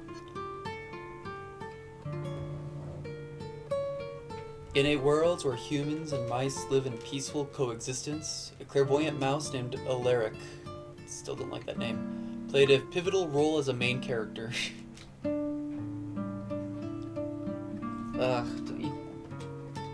Well. His unique gift of seeing into the threads of fate granted him a deeper understanding of the harmony that bound man and mouse together. As the day passed, Alaric's visions began to darken, revealing an impending catastrophe that threatened their idyllic world. An intelligent and cruel mouse named Moose Vicious had been ensnared by the malevolent influence of a wicked axe, bestowed with dark magic. The once gentle and kind moose had become unrecognizable, driven by a thirst for power and domination. Alaric confided in Captain Alexander, a wise and compassionate human general with a strong build and countenance that exuded authority. They met under a moonlit sky, their silent communication through magical symbols revealing the gravity of Moose Vicious's transformation and his nefarious plans. Captain Alexander listened attentively to Alaric's visions, his face filled with concern and resolve. "We shall stand together, Alaric," he assured the clairvoyant mouse, "to safeguard the harmony between our kind and yours." As night fell, Alaric and Captain Alexander devised a strategy to confront Moose Vicious and his corrupted followers. Alaric understood the all-encompassing influence of the axe wielded over Moose, its malevolence consuming his very soul. With the moon casting an eerie glow, the final battle began. Captain Alexander's forces encircled Moose Vicious and his corrupted mice, torches ablaze, the power to dispel malevolence magic. Alaric and his fellow mice stood beside the humans, their magical prowess channeling into a protective barrier. Amidst the clashes of forces, Alaric locked eyes with Moose Vicious, now unyieldingly cruel and calculating. He spoke with sadness. "Moose, you were once a kind and gentle soul. This darkness consumes you. We wish to free you from its grasp." Moose Vicious let out a mocking laugh, his voice dripping with malevolence. "Free me? You naive fool. The power I now wield is beyond your comprehension. I revel in this darkness, and I shall be the harbinger of a new order." Alaric shuddered, the realization of the axe's complete hold on Moose sending a chill down his spine. "You don't have to embrace the darkness," Alaric pleaded. "Together we can find a way to break its grip on you." Moose Vicious, however, remained unmoved, his malevolence overshadowing any remnant of his former self. "There is no escape from the ecstasy of power, and you, little mouse, are just as powerless as your human allies." As the battle raged on, Moose Vicious's corrupted mice fought with relentless fury. Their once cheerful squeaks now carried sinister undertones, casting an unsettling pall over the battlefield.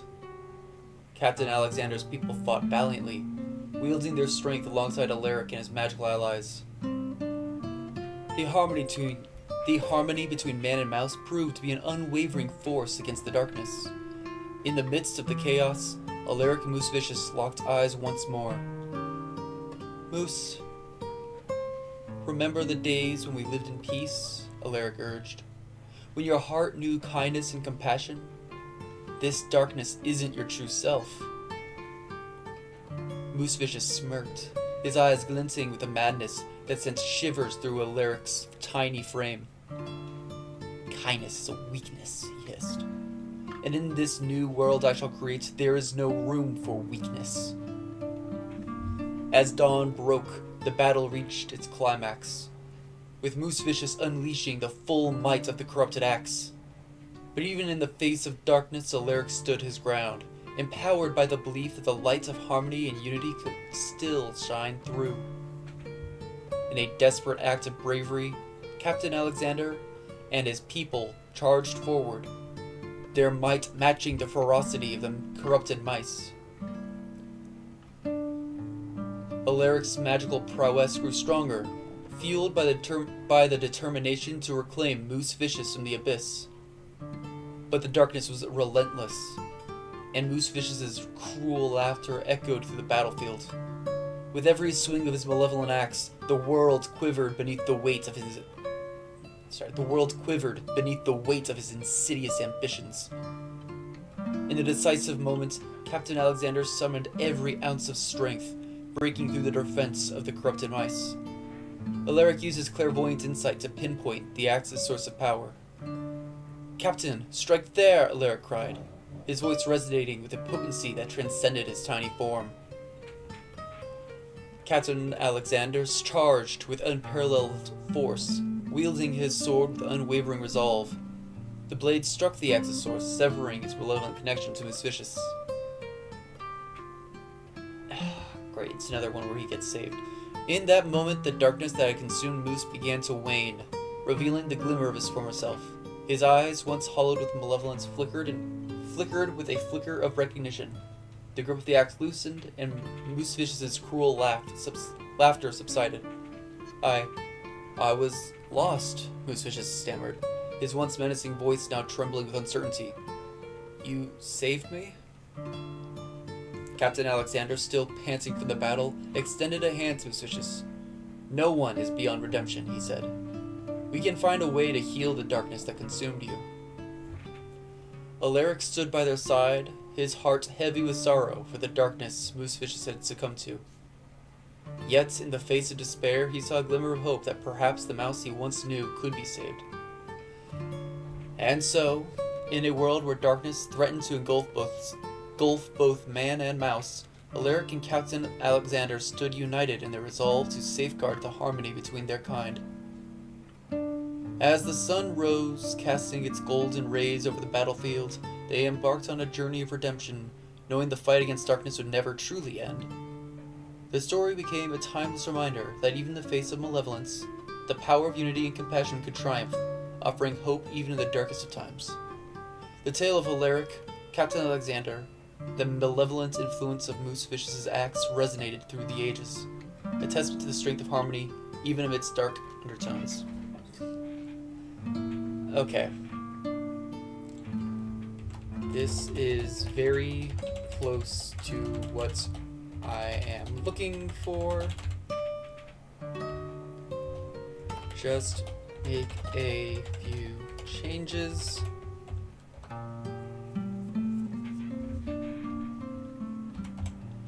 What if the darkness leaves, but they still have to make an example of him? Yeah. Okay.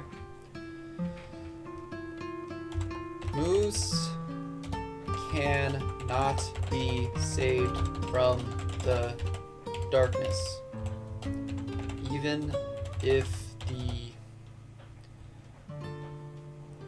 connection to the axe is severed.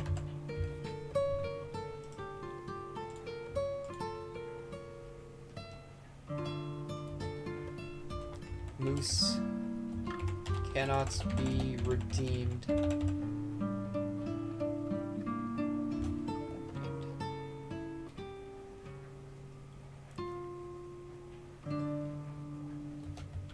He can only be stopped. No, cannot be redeemed. Moose cannot be redeemed.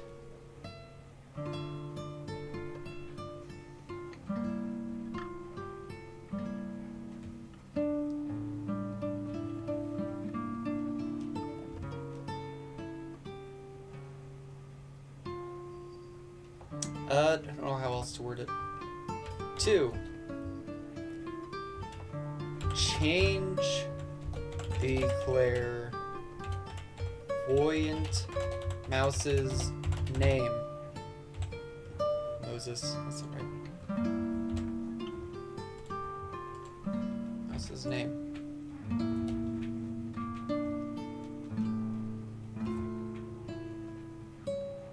Maybe I need to give, like,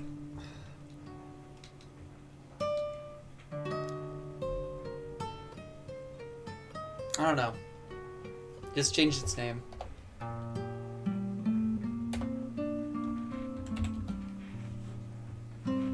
Three.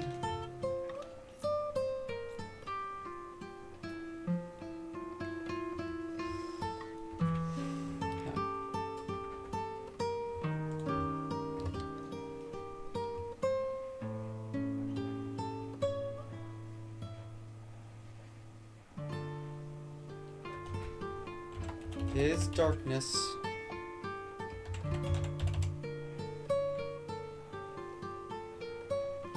has changed him completely, and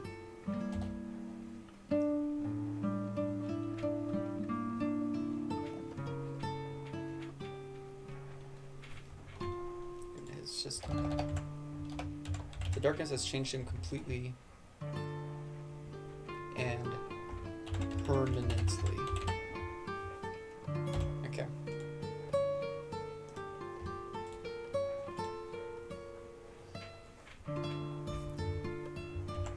Do not be afraid to include instances of death. God. It's like they're trying, it's like ChatGPT is trying really hard to avoid killing off anyone, or even suggesting that Death is a thing. Oh my god. Okay.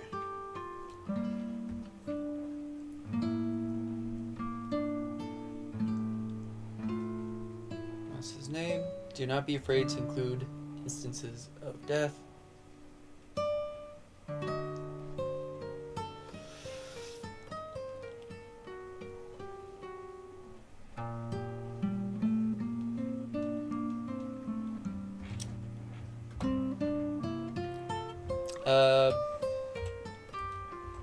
Make Moose more cruel.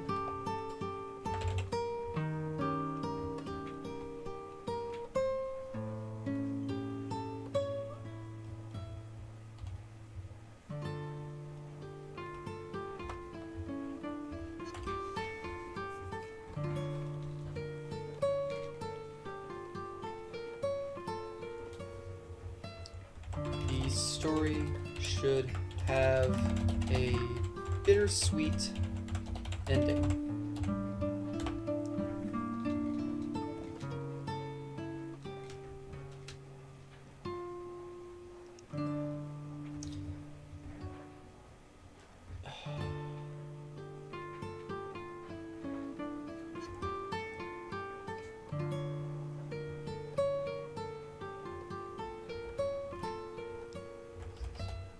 More dialogue?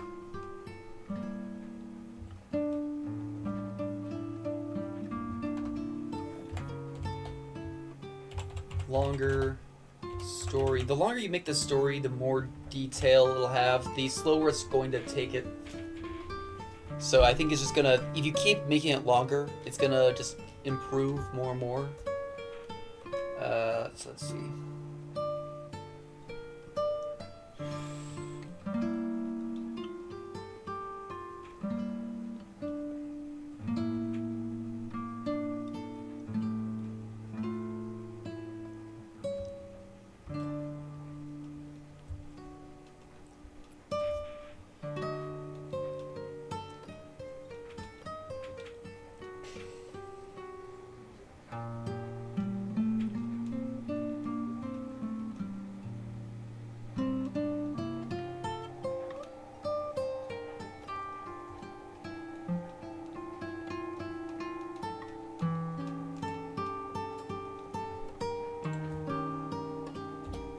Be more cruel.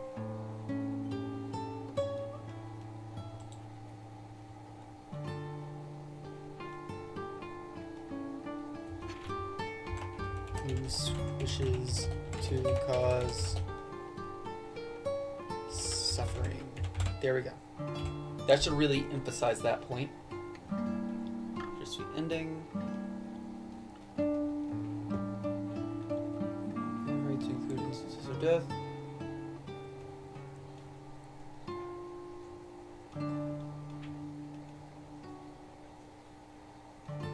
Longer story, more descriptions. Oops.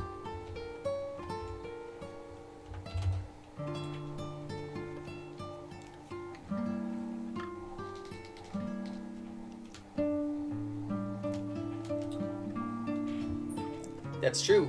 Give Moose Vicious more background. Give Moose Vicious more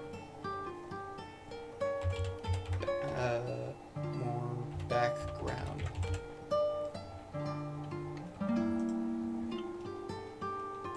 Wait, is that not how it's spelled?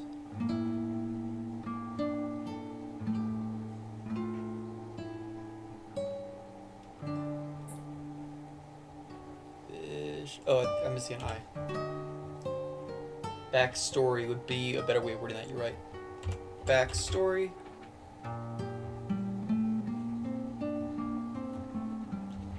Also,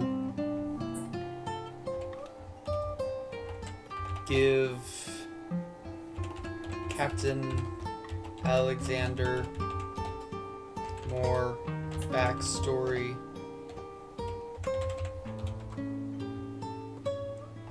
7.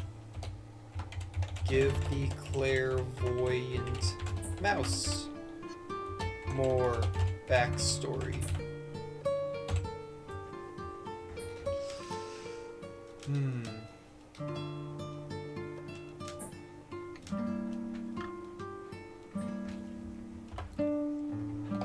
12. Describe mouse society.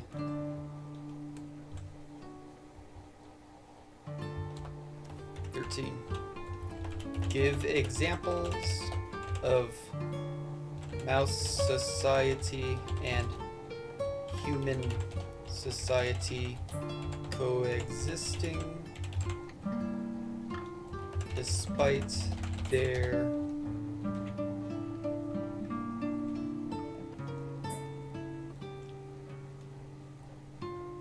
language barriers.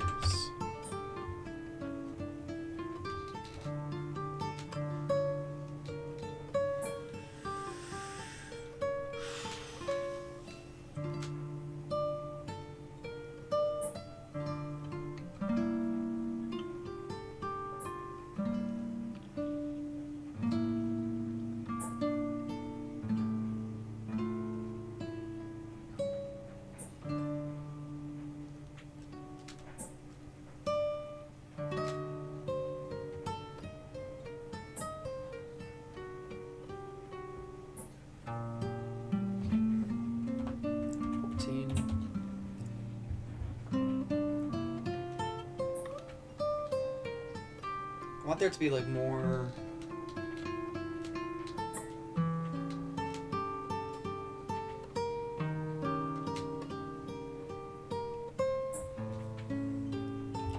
show off the dark magic of the axe.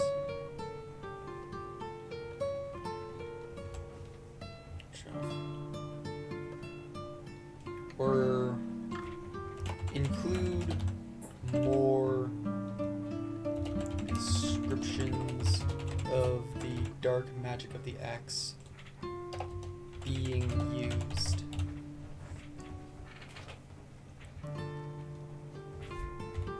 In various ways.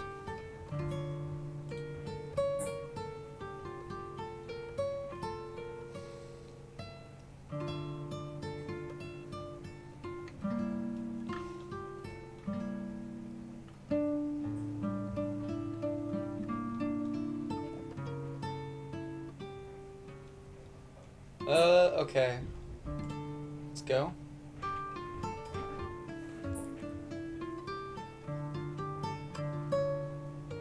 This will take a little while. It'll probably be quite a bit longer.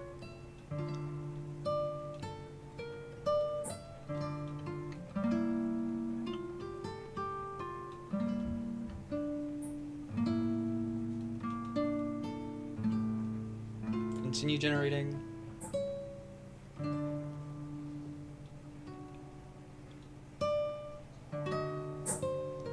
So much longer. Okay, let's see.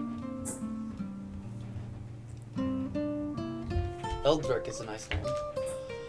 In a world where humans and mice coexisted peacefully, a clairvoyant mouse named Eldrick was a prominent figure in mouse society.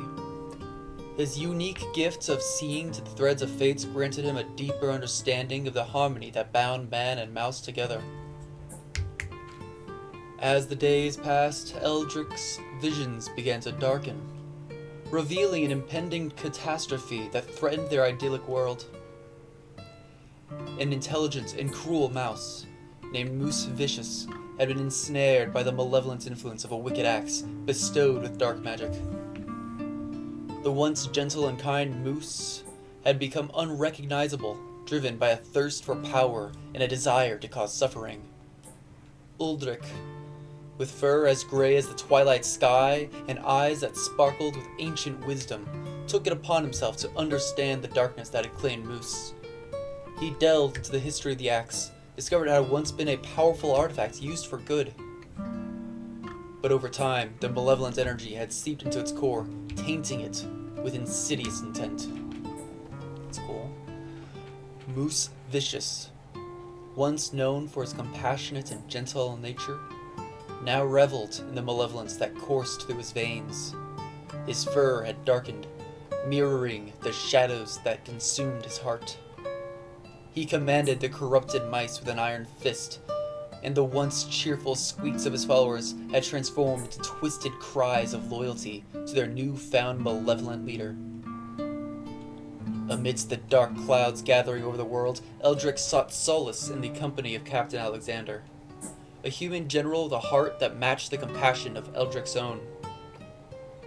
Captain Alexander, a man with a past marked by loss and redemption, had witnessed the cruelty of war and sought to protect both man and mouse from its grasp. So much more amazing. Where does the dark magic come from? Where does the malevolent magic come from for it to be able to taint the axe? It's a good question. If we do it again, I'll have to ask. Let's see. Eldrick and Captain Alexander communicated through a complex system of gestures and sounds, bridging the language barrier that separated their species. Their friendship, built on an understanding and trust, stood as a testament to the possibility of harmony amidst differences. As night fell, Eldrick and Captain Alexander devised a strategy to confront Moose Vicious and his corrupted followers. Eldrick knew that the darkness had consumed Moose entirely, leaving no hope for redemption. Yet they had to face the malevolence head-on to protect both their societies from impending doom. The final battle commenced, with Eldrick and Captain Alexander leading the charge against Moose Vicious and his malevolent horde. So much more well written. The clash of steel and dark magic filled the air, each side fighting for the future of their world. Amidst the chaos, Eldrick locked eyes with Moose Vicious, once a friend, now a twisted adversary. Moose, we mourn the loss of the gentle soul you once were, Eldrick spoke, with a mix of sorrow and resolve. But we will not let your darkness consume us all. Moose Vicious sneered, his eyes glowing with malevolence. You dare speak of mourning. I revel in the suffering I bring upon this world. Your feeble attempts to stop me are futile. Captain Alexander stepped forward, his voice firm. Your darkness may be overwhelming, but we will stand together to protect the harmony that binds our kind. In a burst of dark magic, Moose Vicious wielded the axe with ferocity, its malevolent energies surging through his being. The corrupted mice, empowered by their twisted loyalty, lunged at their adversaries, intent on causing pain and suffering. As the battle raged on, Eldrick and Captain Alexander fought with every ounce of strength, united in their determination to protect their societies. Eldrick's clairvoyant sight allowed him to anticipate Moose Vicious' moves, but the malevolent mouse was cunning and unpredictable. In a heart-wrenching moment, Captain Alexander fell, struck down by the malevolent axe. Eldrick's heart sank, and a wave of grief washed over him as he witnessed the human leader's sacrifice for the greater good. The loss of Captain Alexander fueled Eldrick's resolve. He channeled his clairvoyant insight into a powerful burst of magic, unleashing it upon Moose Vicious. For a moment, the unmalevolent mouse faltered, but the darkness within him proved to be unyielding. Moose Vicious's cruel laughter filled the air, his eyes gleaming with triumph. "Is that the best you got, little mouse?" he taunted. "Your magic is nothing compared to the darkness that fuels me." In a desperate last stand, Eldrick rallied the remaining mice and humans, their spirits unbroken by the darkness that surrounded them. They fought with valor and unity, refusing to let Moose Vicious's malevolence extinguish their hope. But even with their combined strength, Moose Vicious proved to be a formidable foe. The malevolent axe unleashed dark magic that twisted the very fabric of reality. Shadows danced, and the air crackled with the malevolence, as Moose Vicious reveled in the chaos he wrought. This is so much better. Yeah, I agree. Amidst the fray, Eldrick found himself face to face with Moose Vicious, their gazes locking in a moment of bitter confrontation. Moose, do you not remember the days of friendship and harmony? Eldrick's voice wavered with a mix of sadness and defiance. Moose Vicious's sneer deepened, his heart fully consumed by darkness. Friendship and harmony are illusions, Mouse. Power is all that matters in this world. As their battle continued, Eldrick's heart grew heavy with the weight of the darkness that had claimed Moose. He knew there was no turning back for his former friend, and the malevolence was now an indelible part of his being. With a final burst of malevolent magic, Moose Vicious struck a devastating blow, incapacitating Eldrick. The clairvoyant mouse fell to the ground, his strength waning as the darkness threatened to consume him. In the distance, the corrupted mice and humans continued their fierce struggle. This battle raging on, with no end in sight. The world trembled under the weight of darkness and malevolence. As Eldrick's vision blurred, he caught a glimpse of Captain Alexander's fallen form, and his heart ached for the loss of his friend and ally. He knew the battle was nearing its end, but the outcome was uncertain. In a bittersweet moment, Eldrick's clairvoyant sight showed him glimpses of the past. The joyful interactions between man and mouse, the camaraderie and shared laughter. He remembered the harmony they once enjoyed, and the sorrow of their current strife weighed heavily in his heart. With his last ounce of strength, Eldrick channeled his remaining energy into a final plea. He sent a surge of hope and unity throughout the battlefield, hoping to break through the darkness that enveloped Moose Vicious. But the darkness prevailed, and Moose Vicious's malevolent laughter echoed in the aftermath of his victory.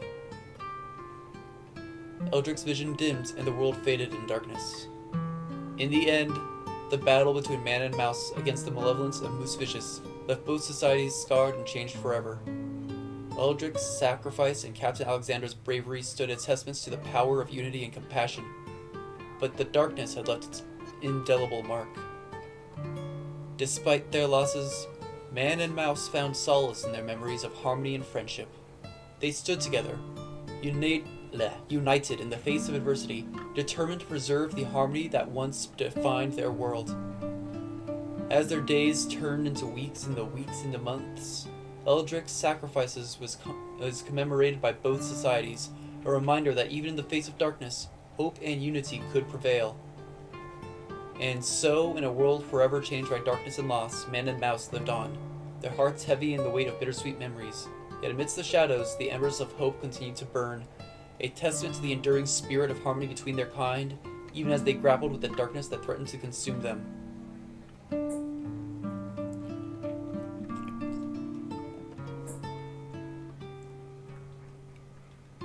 But how did he lose? They didn't say that Moose lost. Okay. This is so great. Only a few more changes.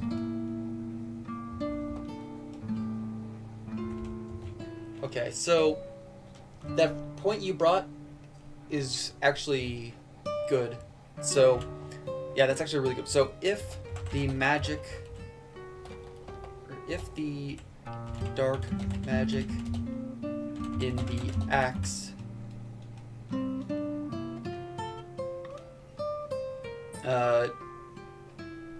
no wait. If the axe was tainted with dark magic,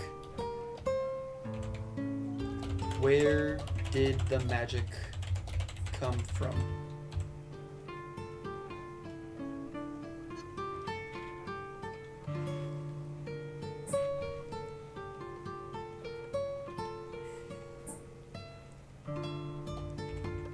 Include a source. Include an explanation for where a darkness originated.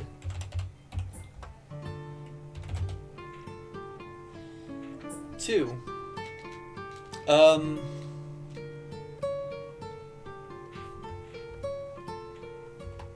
Moose must lose in the final confrontation. It's funny because it was like I was trying so hard to get it to have some kind of ending the confrontation that included Moose being defeated, but instead, after getting it to be okay with a character dying, instead decide to kill off the two heroes and not the bad guy. That's really funny, but also not what I was trying to get it to do.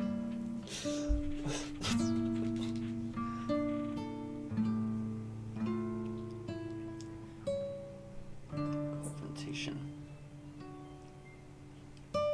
How can it be so close? And yet, I have veered so far off. But this is actually a really good story. I like this story. I want to keep building on it.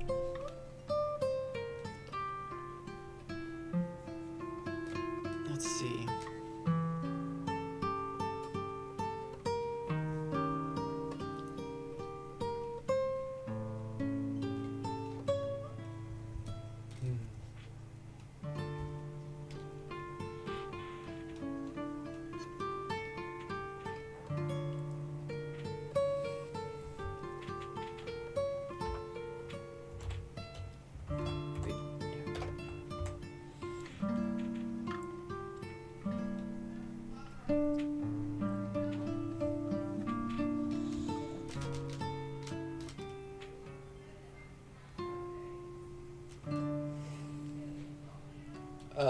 Let's see. Anything else that...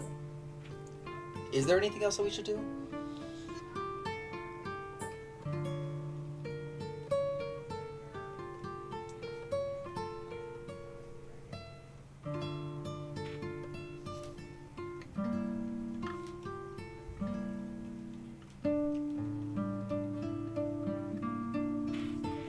Let me go through and just quickly, like, just scan and see if there's anything else. Actually, I can go back up here as well. Can't be saying that happened. Be afraid to include instances of death. I had one thought. Give me a minute to think. Go ahead. I'm also thinking. English just cause suffering. Okay. Should have a bittersweet ending.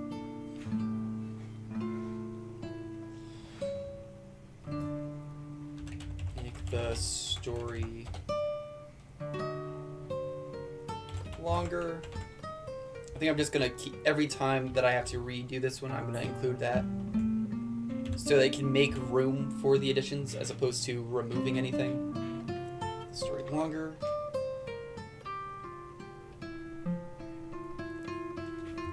Add more dialogue. I think that's another thing that I think I just need to always have if I'm gonna do this.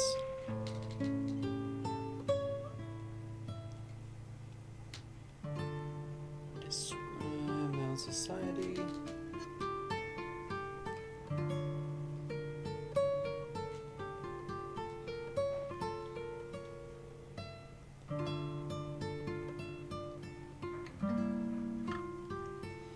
Levels of master.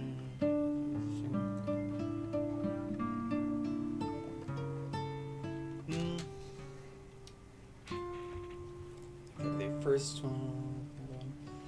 Story should progress a little slower. Okay. Need longer. Yeah. Let's just put this over here. Have the story progress slower.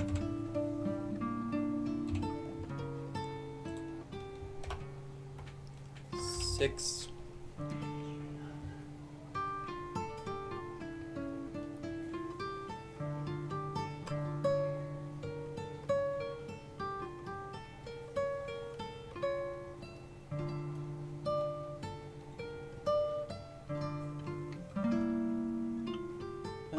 cannot be saved in the eel, cannot be different the new characters.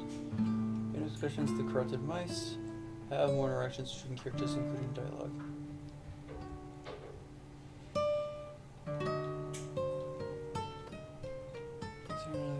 Also, I saw out and get to the magical games or not, however, simply to the difference of scale, blah blah blah.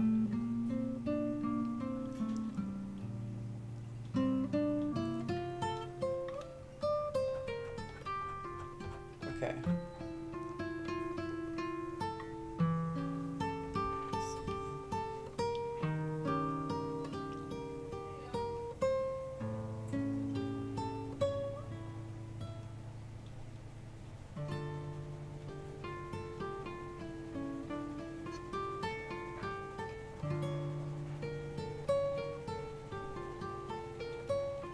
I love this description. Eldritch with fur as gray as the twilight sky. Even when I'm done with this and we're not going to change it anymore, I might go through all the different versions and create like the final version. Because if the final version does not include with fur as gray as the twilight sky and eyes as bright with an ancient wisdom, then that will have been a downgrade. Standing in darkness that claimed moose. He delved in the history of the axe to discover that it once powerful arrogance were good, over time alone, blah blah blah. You like that idea? Cool. Once known for his compassionate and gentile nature, now reveled in malevolence that coursed through his veins. Again, that's so good. And the shadows consumed his heart. It's really well done. He commanded the corrupted mice with an iron fist. That's good. The once cheerful squeaks of his transferred to twisted cries of loyalty and their newfound malevolent leader. Beautiful. Okay, I'm sorry. I'm just gonna keep like fanboying over this story. Sought solace in the company of Captain Alexander. Okay. Include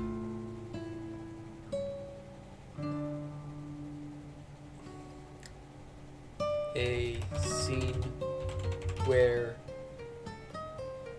Eldrick and Captain Alexander meet for the first time. I think I would like to see that.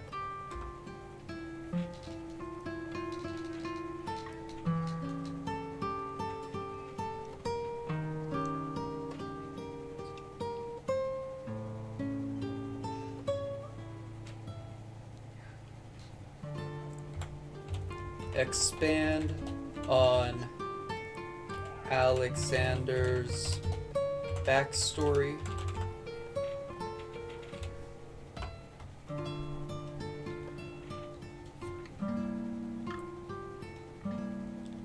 Eldrick and Captain Alexander communicated their complex system of gestures and sounds, bridging the language barrier that separated their species. Okay.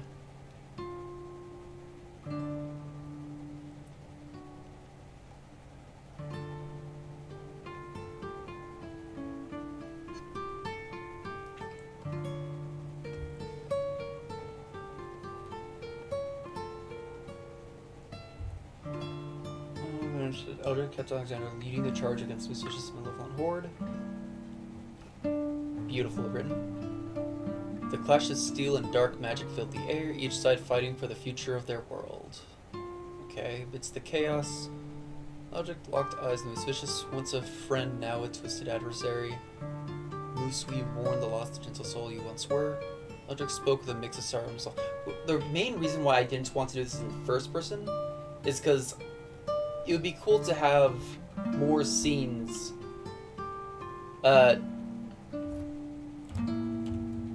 Have some scenes without, or some scenes following Moose. Yeah.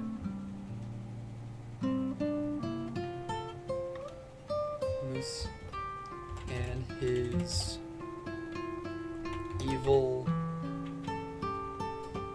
and his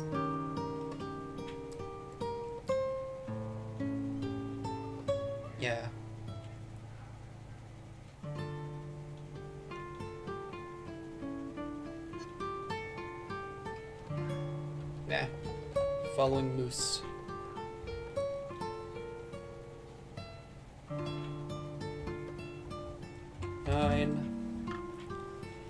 Hatred of the world, and Mystica. Malevolence.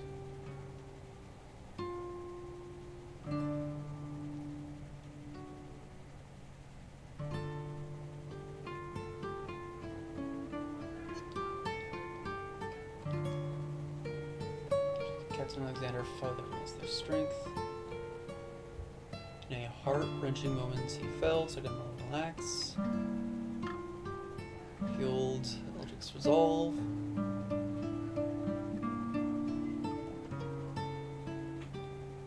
Yeah. The dialogue here is also really good. I like all of Moose's lines.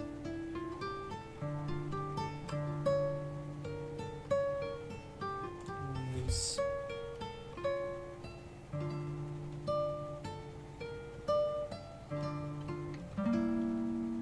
Specify. Without the presence, that's wrong way. Presence, Eldrick, or Alexander.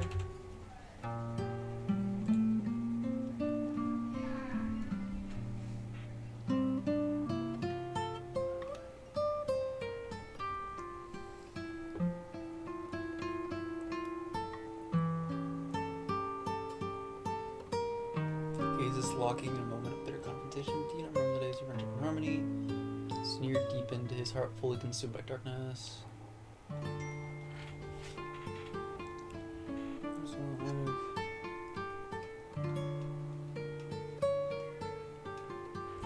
I'll ask for it to include a longer epilogue.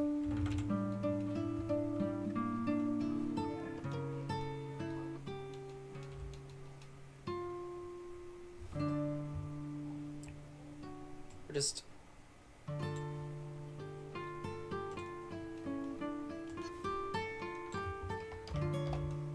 make the epilogue longer, since it kind of feels like everything after the death of Eldrick feels like an epilogue to me.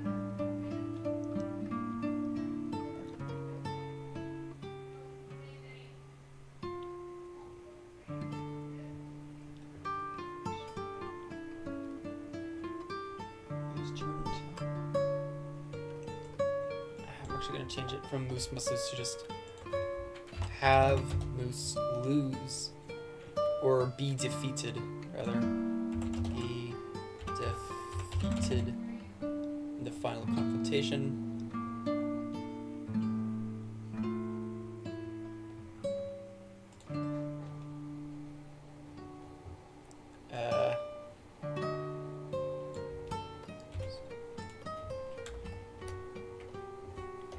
I can't see the underneath that, so I just did this. So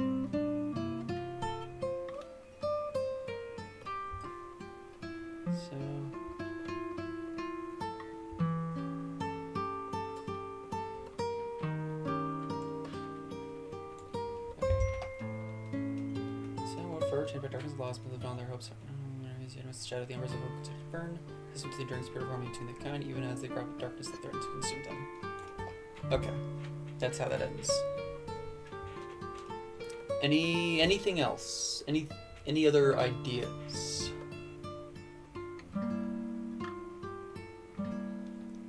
What else to add?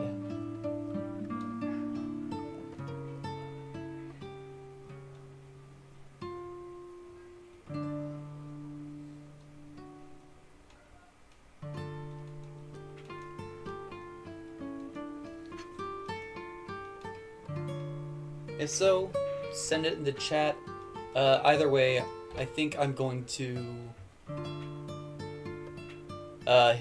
hit enter, and if you have anything else, I guess I'll add it in the next cycle if we need it.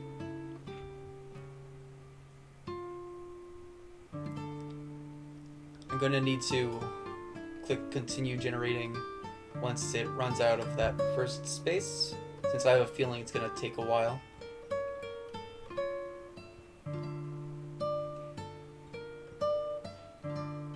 Continue.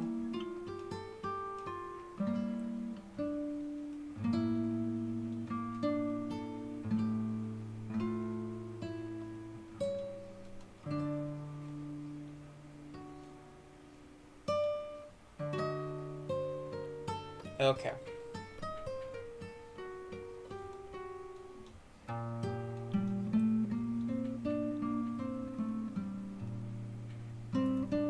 The next version of this. In a world where humans and mice coexisted peacefully, a clairvoyant mouse, named Eldrick, was a prominent figure in mouse society. His unique gift of seeing into the threads of fate granted him a deeper understanding of the harmony that bound man and mouse together. As days passed, Eldrick's vision began to darken, revealing an impending catastrophe that threatened their idyllic world. An intelligent and cruel mouse named Moose Vicious had been ensnared by the malevolent influence of a wicked axe, bestowed with dark magic.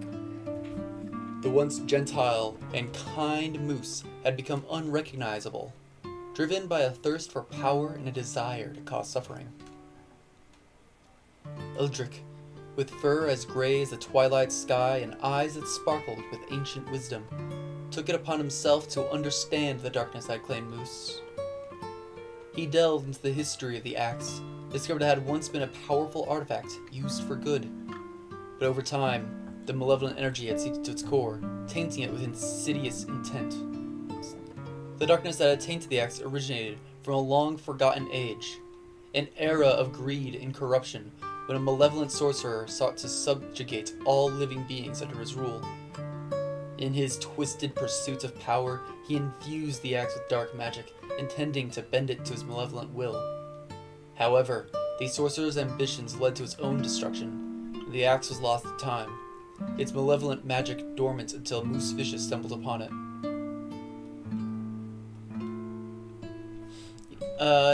It's interesting because we've already established that in this world, magic is something that only mice have, but it didn't mention the fact that it doesn't say the sorcerer would be a mouse, and it doesn't mention that only mice can have magic. But so if I rewrite this, I would just say like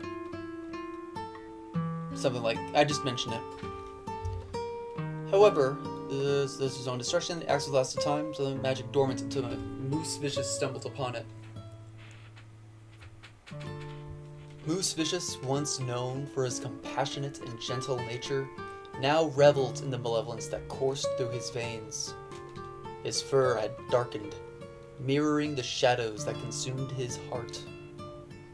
He commanded the corrupted mice with an iron fist, and the once cheerful squeaks of his followers had transformed into twisted cries of loyalty to their newfound malevolent leader. I might change leader to master. Amidst the dark clouds gathering over their world, Eldrick sought solace in the company of Captain Alexander, a human general with a heart that matched the compassion of Eldrick's own. Captain Alexander, a man with a past marked by loss and redemption, had witnessed the cruelty of war and sought to protect both man and mouse from its grasp. Eldrick and Captain Alexander communicated through a complex systems of gestures and sounds, bridging the language barrier that separated their species.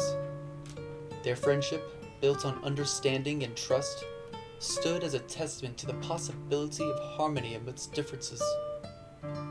One fateful day, as the sun dipped below the horizon, Eldrick stood at the edge of the forest, gazing across the vast expanse of the land. In the distance, he spotted a human figure approaching with steady determination. It was Alexander, his silhouette illuminated by the fading light. I might want to change the ordering of some of this. As they drew closer, Eldrick's heart quickened with anticipation and curiosity. The human stopped a few feet away, his eyes meeting Eldrick's with a mix of intrigue and wonder. The clairvoyant mouse returned the gaze, sensing the human's compassion and strength. "You're different from other mice," Captain Alexander remarked, his voice a deep rumble that held no hint of fear. "You seem to understand more than most." Eldrick nodded, gesturing with his paws in a series of intricate movements. "Indeed," he replied through his magic communication.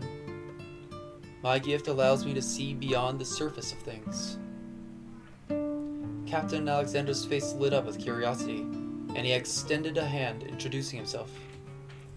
"I am Captain Alexander, leader of the nearby human settlement." We've heard tales of the magical mice of the forest, but never have I encountered one like you." Eldrick extended a paw, touching Captain Alexander's hand in a gesture of friendship. "I am Eldrick," he replied, "and it is an honor to meet you, Captain Alexander." Their encounter marked the beginning of a unique friendship, as Eldrick and Captain Alexander spent hours conversing through their silent language. They exchanged stories of their respective societies, delving into the rich tapestry of their lives, hopes, and dreams. Captain Alexander shared his own journey, one filled with triumphs and tragedies, love and loss. He spoke of his desire to protect not only his people, but also the creatures of the forest, recognizing the value of harmony and coexistence. As the days turned into weeks, and the weeks into months, the bond between Eldrick and Captain Alexander grew stronger. Their encounters became a bridge between man and mouse, fostering greater understanding and unity between their two societies.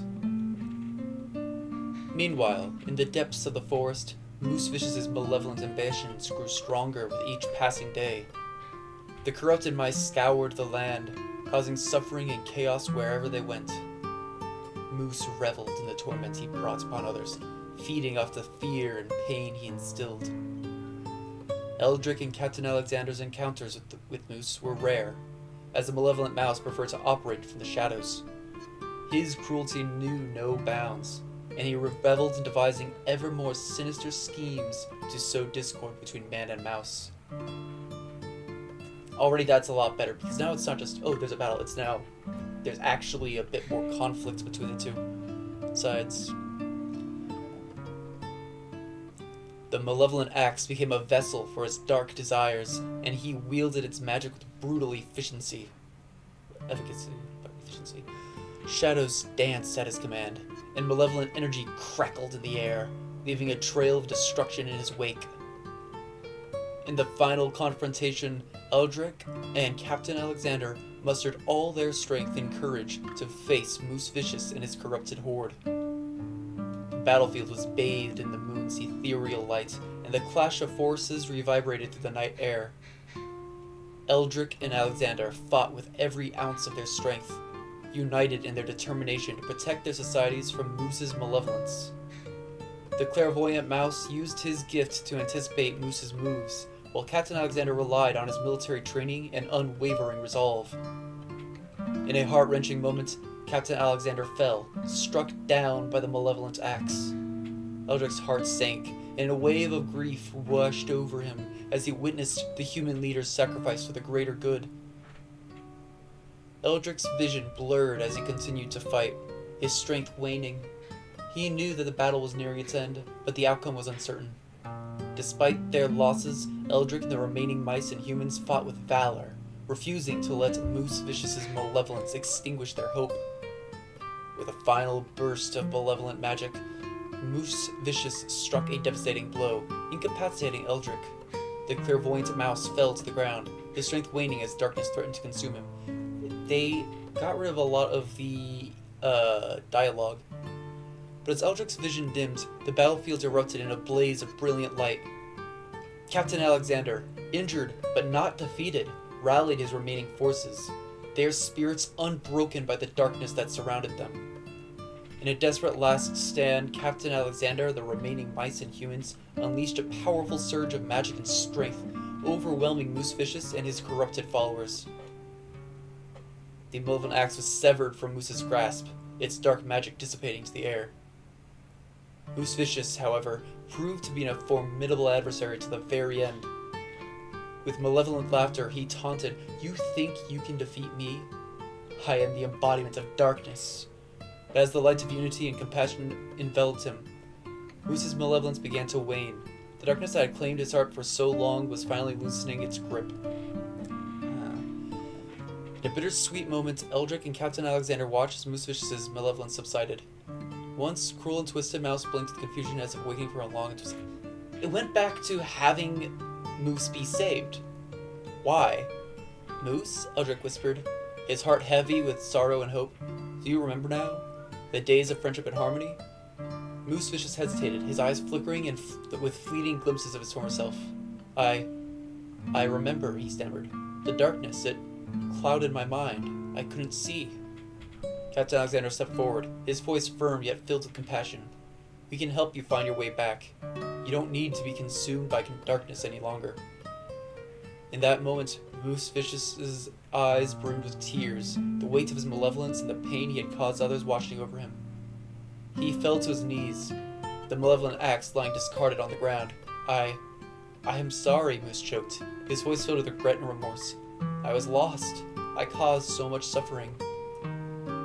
Eldrick and Captain Alexander exchanged a glance, a mixture of hope and sadness in their eyes. They extended a paw and a hand, offering Moose a chance at redemption. "Your journey to find the light once more begins now," Eldrick said, "and we will stand by your side." With the malevolent influence of the axe severed, Moose Vicious's transformation was complete, his heart once again embracing the kindness and compassion that had once been buried beneath the darkness. "I don't want it to be saved." "Why?" In the days that followed, Moose Vicious journeyed with Eldrick and Captain Alexander, seeking to make amends for the suffering he had caused. He dedicated himself to rebuilding the bonds between Moose and man, hoping to restore the harmony that had once defined their world. Why is it okay with, killing off the heroes but not the villain? What is this? Eldrick's vision no longer foretold the darkness and despair, but for a future where man and mouse could live side by side, united in diversity and compassion. In the wake of the final battle, Eldrick and Captain Alexander's bond grew stronger. Their friendship served as a testament to the power of unity and understanding. They cannot bridge the gap between man and mouse, and fostered a sense of camaraderie that transcended their differences. ChatGPT likes the villain. It is a good villain, but the villain can't. The villain must be a villain. With Moose Vicious now an ally in their cause, man and mouse work together to protect the world from the malevolence that had once threatened to consume them. Though scars remained from the darkness that enveloped their world, the bittersweet ending brought a renewed sense of hope. Eldrick, Alexander, and Moose stood side by side, a trio of unlikely heroes. Moose was not a hero in any shape, way, or form. Whatever. Their unity began to light in a world that had no darkness, and so in a world far changed by darkness and redemption. Man and mouse lived on, their hearts heavy with a weight of bittersweet memories, yet amidst the shadows, the embers of hope continued to burn. A testament to the enduring spirit of harmony between their kind, even as they grappled with the darkness that threatened to consume them. The story of Eldrick, Alexander, and Moose became a timeless tale passed down through generations as a reminder of the power of unity, compassion, and capacity for redemption even in the darkest of times. Their journey served as an eternal testament to this enduring spirit of harmony between man and mouse, a legacy that would forever be etched to the annals of their intertwined histories. Okay. Tell this story again, but with these changes. 1. Moose cannot be saved. Saved or redeemed.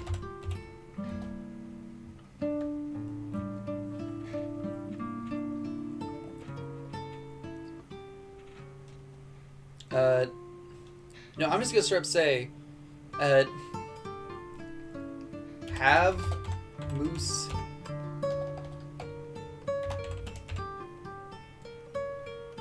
die, or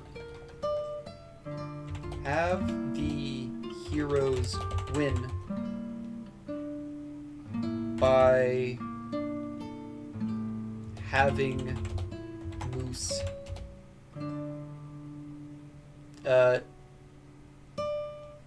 be killed. It was the only way. There is no room for interpretation for that. 2, make the story longer. 3, add more dialogue between Moose and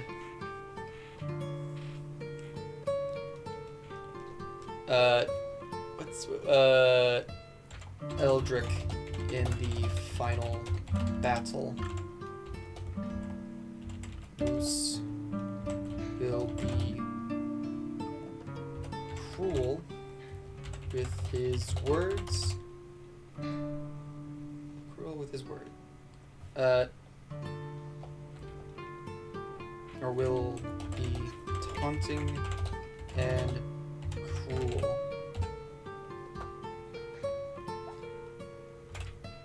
Okay.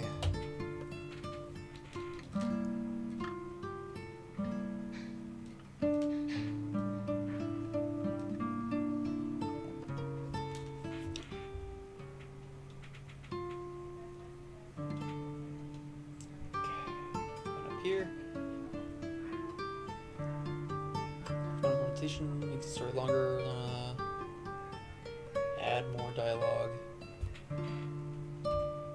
Okay. Add more dialogue in general.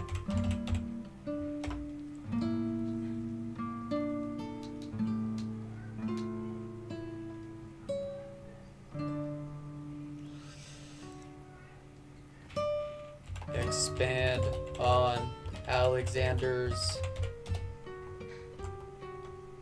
backstory. Oh, I forgot to 5.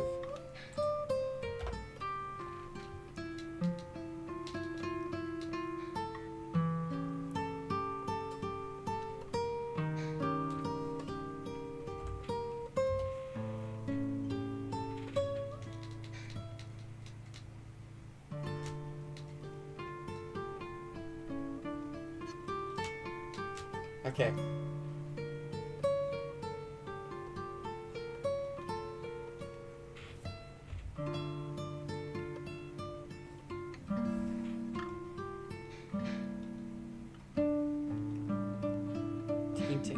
Taunting, so I meant to spell there. Taunting and cruel.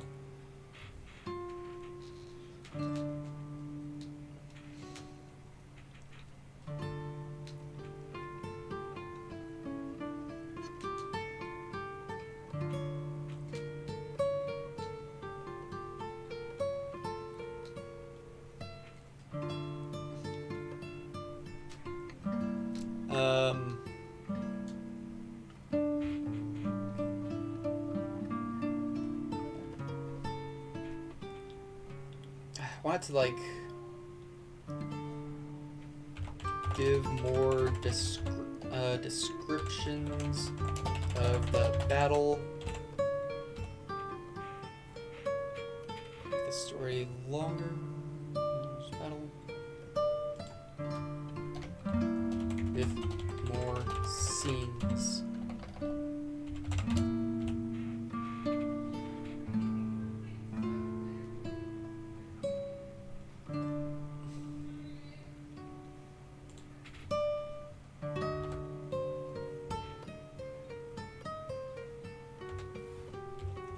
Include descriptions of the environments of each scene.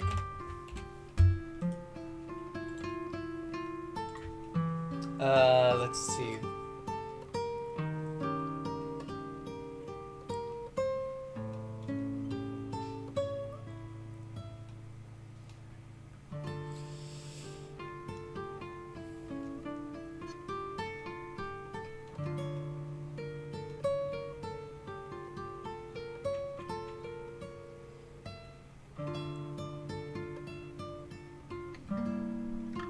What else should I put in there?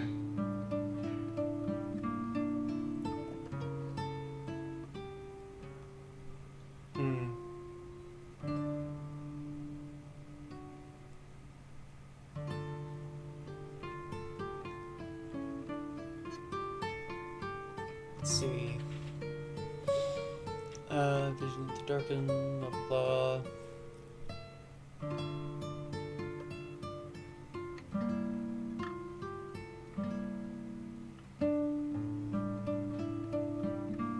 I'm also gonna add here the influence of the axe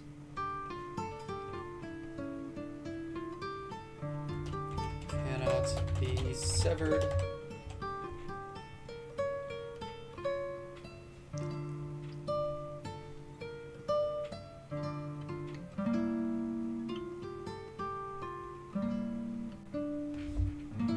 In fact, let me do this.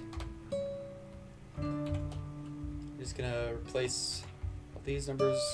Number is a little bit bigger.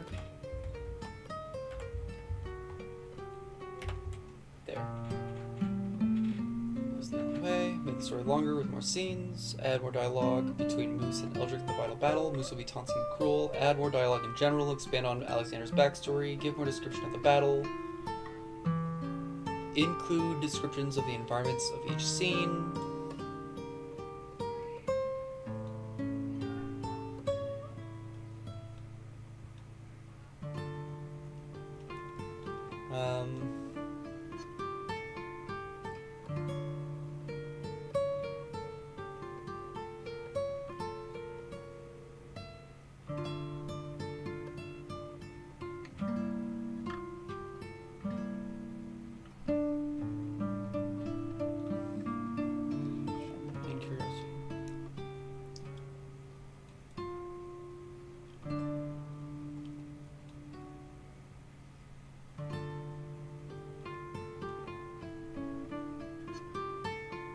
A greater understanding and unity between societies.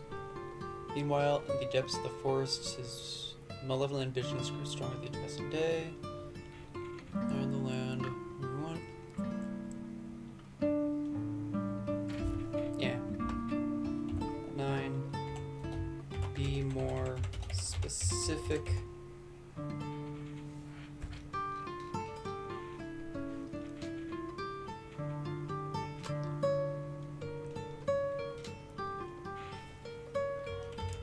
Describing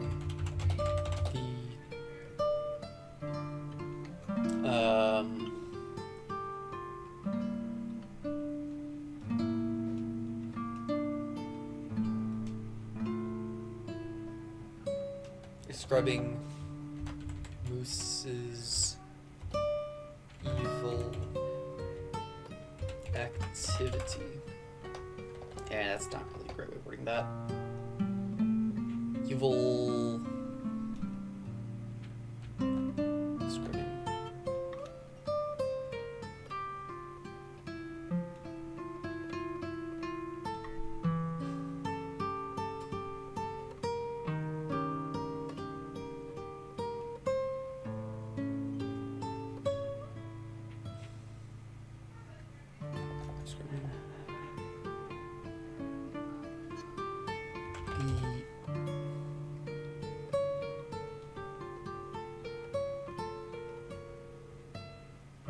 Destruction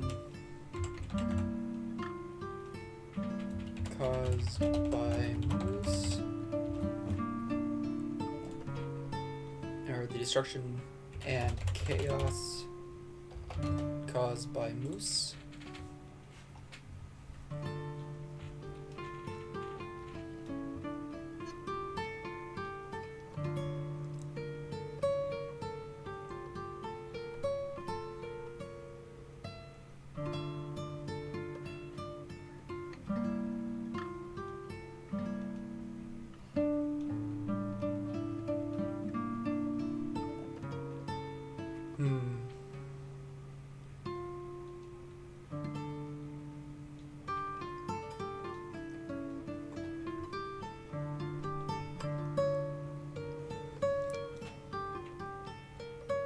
Character tinted on magic.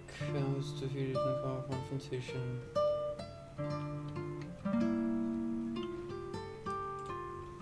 Having Moose be killed. Or having Moose die in the final confrontation. I need to be very specific with that. Story longer.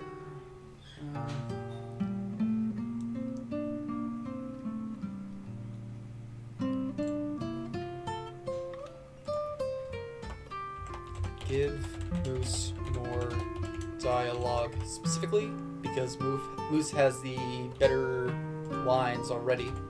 I just want to see more of Moose.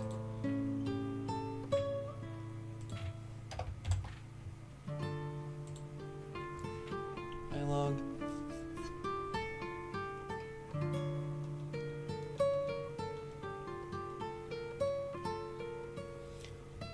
Let's see.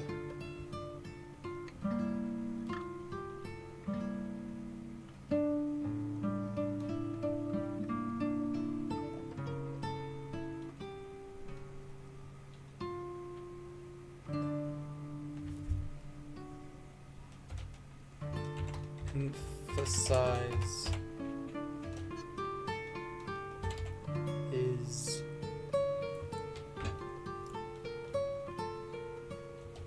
cruel nature.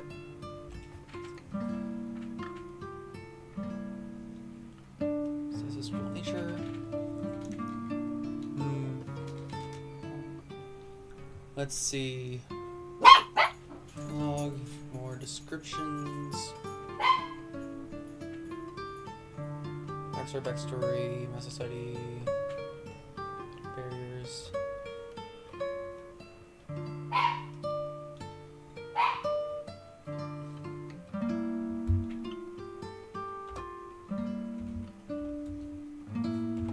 Give more descriptions of the acts being used.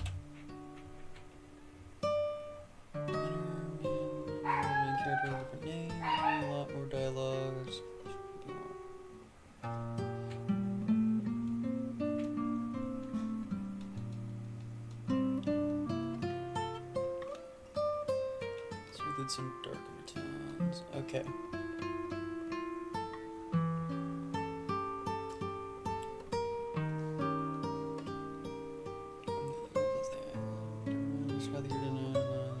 Dialogue. Okay. So I'll just say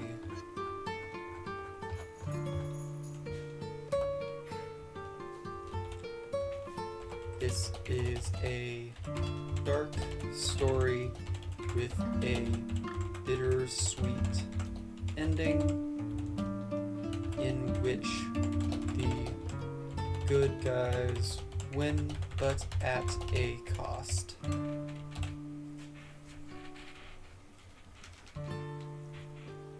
It says like this is just make it a dark story, the bittersweet ending.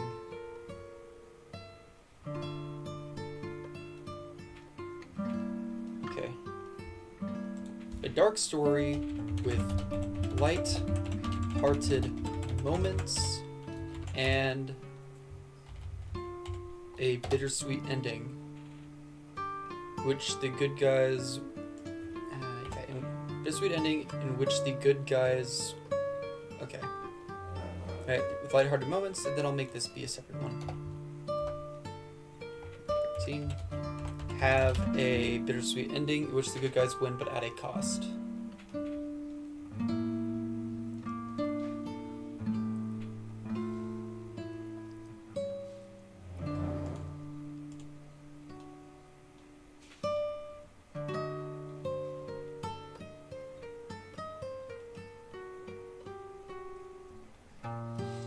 Anything else?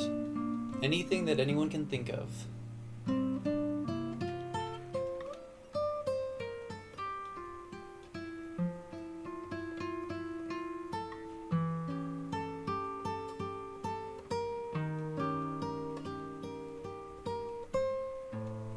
I'm gonna say make this story much longer. Try to emphasize length, because I feel like I am adding quite a bit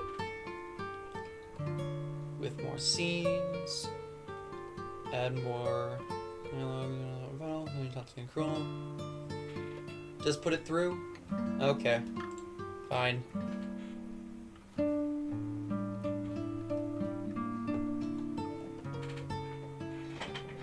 This will probably be the last one, even if I don't like it, just because I have been doing this for a while, but God, it's a lot of fun.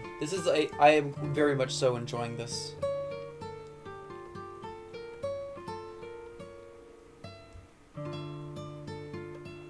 Continue generating.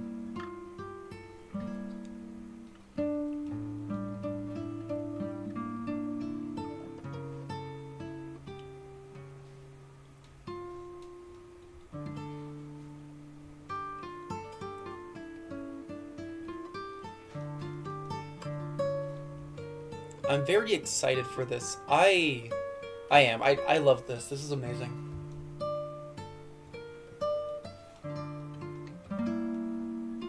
Okay. Even longer. Once again, and for the last time, I will now be reading this story. I forgot to add a title. I will tell it to do that next. In a world where humans and mice coexisted peacefully, a clairvoyant mouse named Eldrick was a prominent figure in mouse society. His unique gift of seeing into the threads of fate granted him a deeper understanding of the harmony that bound man and mouse together. As the days passed, Eldrick's visions began to darken, revealing an impending catastrophe that threatened their idyllic world. An intelligent and cruel mouse named Moose Vicious had been ensnared by the malevolent influence of a wicked axe bestowed with dark magic. The once gentle and kind moose had become unrecognizable, driven by a thirst for power and a desire to cause suffering. Eldrick, with fur as gray as the twilight sky and eyes that sparkled with ancient wisdom, took it upon himself to understand the darkness that had claimed Moose. He delved into the history of the axe and discovered it had once been a powerful artifact used for good. But over time, the malevolent energy had seeped into its core, tainting it with insidious intent. When the darkness that had tainted the axe originated from a long-forgotten age, an era of greed and corruption, when a malevolent sorcerer sought to subjugate all living things under his rule. In his twisted pursuit of power, he infused the axe with dark magic, intending to bend it to his malevolent will. However, the sorcerer's ambitions led to his own destruction, and the axe was lost to time, its malevolent magic dormant, until Moose Vicious stumbled upon it. Moose Vicious, once known for his compassionate and gentle nature, now reveled in the malevolence that coursed through his veins. His fur had darkened, mirroring the shadows that consumed his heart. He commanded the corrupted mice with an iron fist, and the once cheerful squeaks of his followers had transformed into twisted cries of loyalty to their newfound malevolent leader.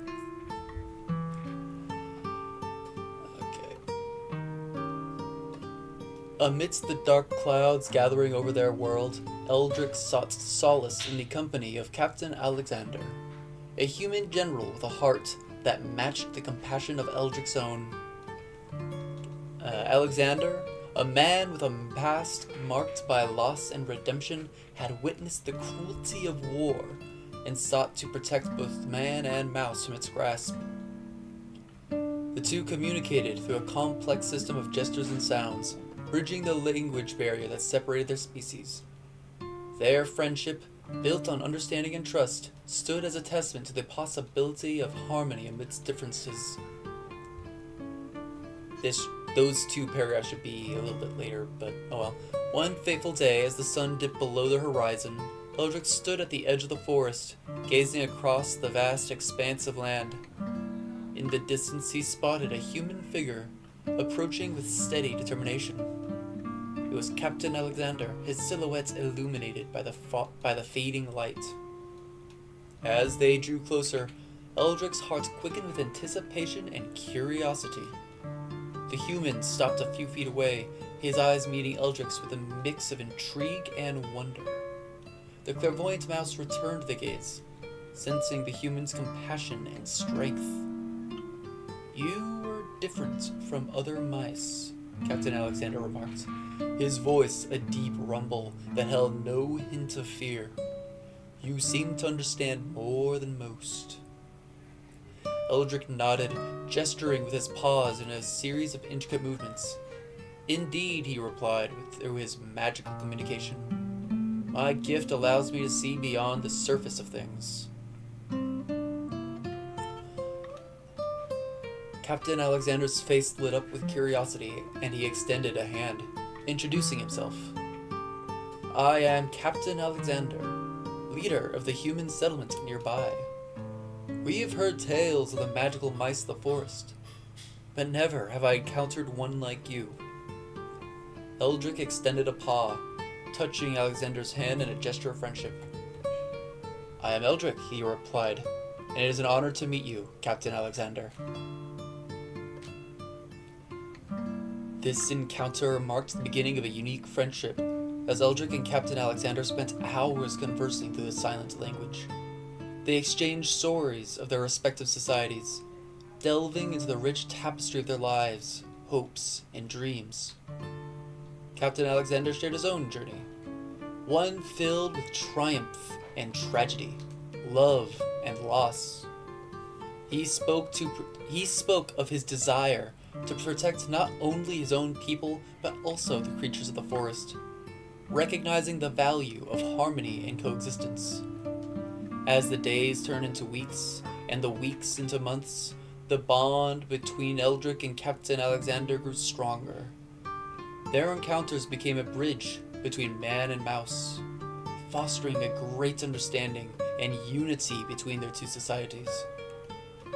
Meanwhile, in the depths of the forest, Moose Vicious's malevolent ambitions grew stronger with each passing day.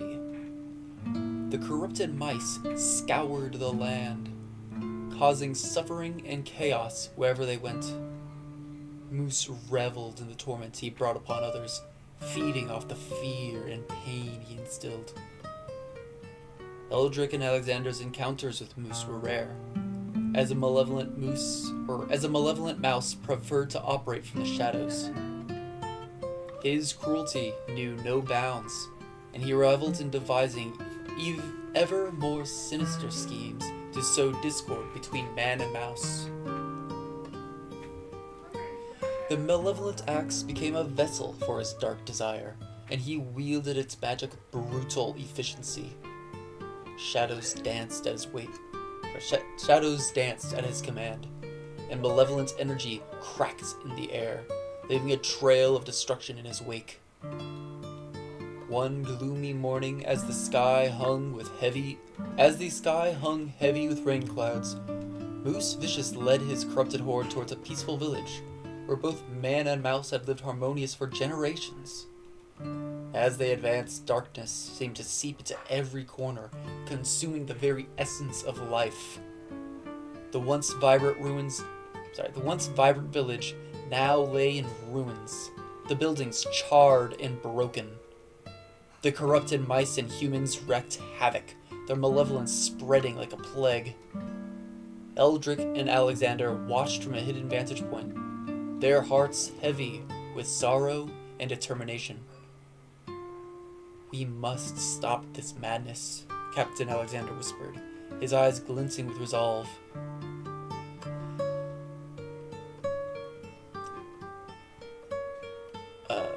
Eldrick nodded, the weight of their impending battle resting heavily on his shoulders. "We must confront Moose and end this darkness once and for all," he replied. Their journey led them through the dark forests and barren wastelands as they encountered the destruction wrought by Moose Vicious. Each scene was more devastating than the last, with the malevolent axe leaving a trail of chaos in its wake. Finally, they reached the heart of the corrupted horde, where Moose Vicious stood atop a hill, the malevolent axe clutched tightly in his twisted paw. His malevolence radiated like an unholy aura. His eyes gleamed with sadistic glee. Well, well, well. If it isn't the clairvoyant mouse and the human general, Moose taunted, his voice dripping with malice. Come to witness the destruction I have brought upon your precious world. Eldric's heart surged with both fear and determination. He knew the darkness had consumed Moose entirely, leaving no hope for redemption, but they also knew that they had to face the malevolence head on to protect both their societies from impending doom. We've come to put an end to your malevolence, Moose, Eldric replied, his voice steady despite the tremor in his heart. You may have fallen prey to darkness, but we won't let it consume us all. Captain Alexander's eyes blazed with redemption as he drew his sword, the blade gleaming in the dim light. Your reign of terror ends here, he declared, his voice echoing with authority. Moose chuckled darkly, the sound sending shivers down Eldric's spine. Oh, you think you can defeat me? You're both fools, he spat, his malevolent aura pulsing around him. The final confrontation erupted in a whirlwind of magic and steel, the clash of forces reverberating through the air. Eldric and Captain Alexander fought with every ounce of their strength, united in their determination to protect their societies from Moose's malevolence. The malevolent axe crackled with dark energy, his magic lashing out in every direction. Moose Vicious danced with sadistic delight, his malevolence feeding up the chaos and destruction he caused. Is this all you've got? Moose taunted, his malevolent eyes fixed on Eldric. Your pathetic magic is no match for the power of the axe. Eldric gritted his teeth, his paws glowing with magic as he retaliated. It's not just about power, it's about hope, compassion, and the strength of unity.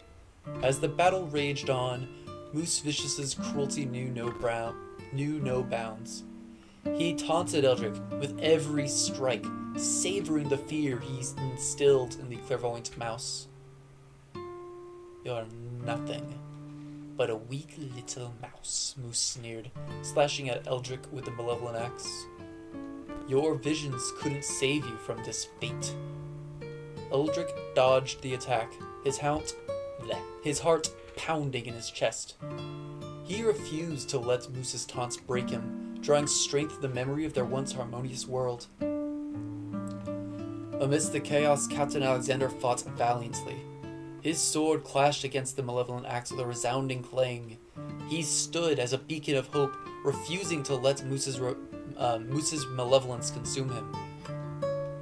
The battle seemed endless, the very earth shaking beneath their feet with each strike.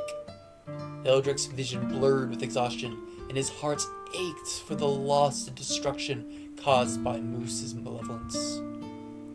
In a desperate move, Captain Alexander delivered a powerful blow to Moose Vicious, momentarily staggering the malevolent mouse. Eldric seized the opportunity, unleashing a surge of magic that enveloped Moose in a brilliant light.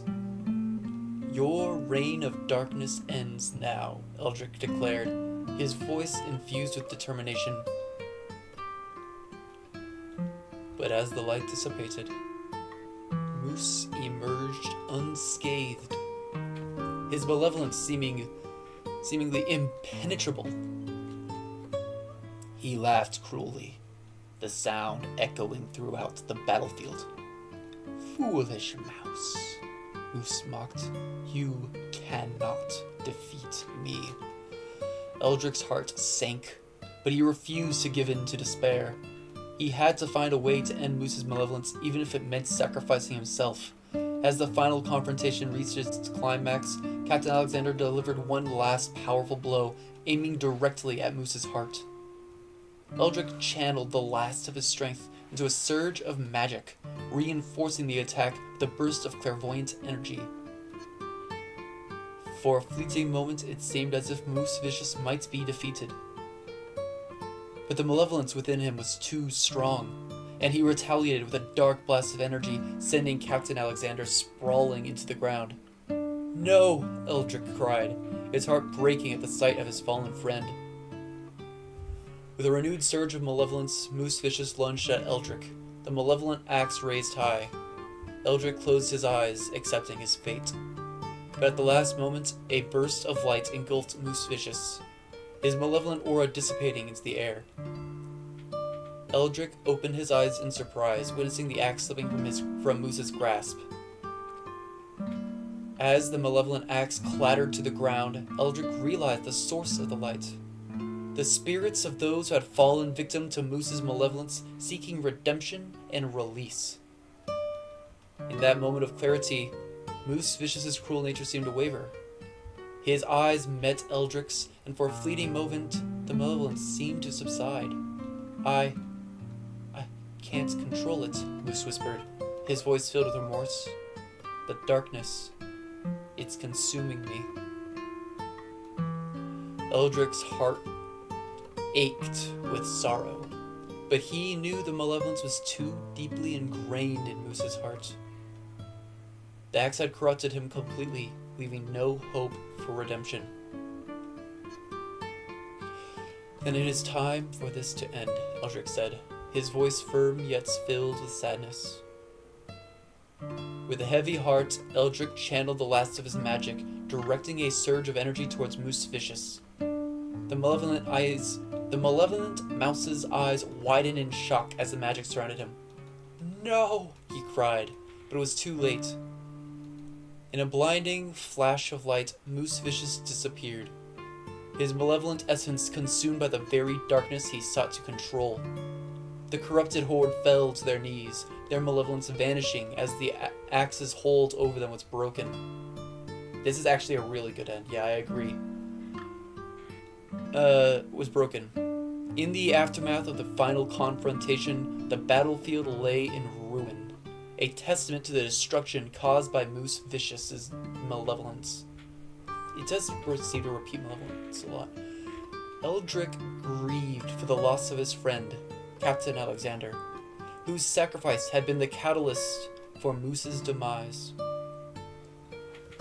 The once vibrant village now stood as a somber reminder of the cost of darkness. As a somber reminder of the cost of darkness and the importance of unity and compassion. As Eldric stood amidst the wreckage, he felt a heavy weight in his heart. The malevolent axe had been destroyed, but the cost had been great. He had lost a dear friend and witnessed destruction caused by malevolence. But amidst the darkness, there was a glimmer of hope. The spirits of those who had fallen victim to Moose's malevolence had been freed, their presence a reminder of the power of redemption and the resilience of the human and mouse spirit. As Eldric looked up at the night sky, tears glistening in his eyes, he knew that their world would never be the same again. But in the face of darkness, there was still light, and the spirit of unity and compassion that once defined the world would endure. In the days that followed, Eldric and the remaining mice and humans worked together to rebuild their world, vowing to honor the memory of those they had lost and to cherish the bonds that had been forged amidst the chaos. Those scars remained from the darkness that had enveloped their world. The bittersweet ending brought a renewed sense of hope, and the remaining mice and humans stood side by side, a testament to the enduring spirit of harmony between man and mouse, even as they grappled with the darkness that threatened to consume them. The story of Eldrick, Captain Alexander, and Moose Vicious became a timeless tale, passed down through generations as a reminder of the power of unity, compassion, and the capacity for redemption even in the darkest of times. Their journey served as an eternal testament to the enduring spirits of harmony between man and mouse, a legacy that would forever be etched in the annals of the intertwined histories. And in the darkness and destruction, a flicker of lights remained, a reminder that even in the face of malevolence, hope would endure and the bonds between man and mouse would prevail.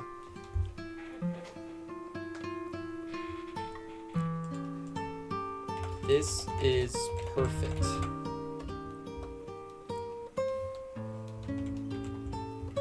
Can you come up with a title for this story?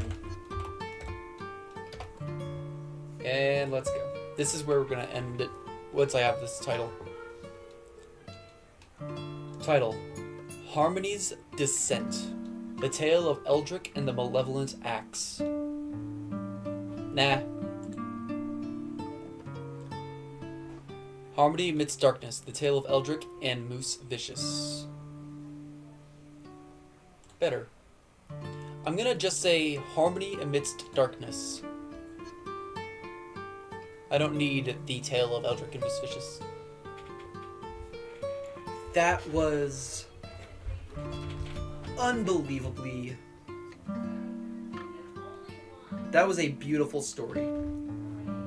I'm glad I stuck with it and kept going through it to get to this ending, because this is the kind of ending I was really hoping for.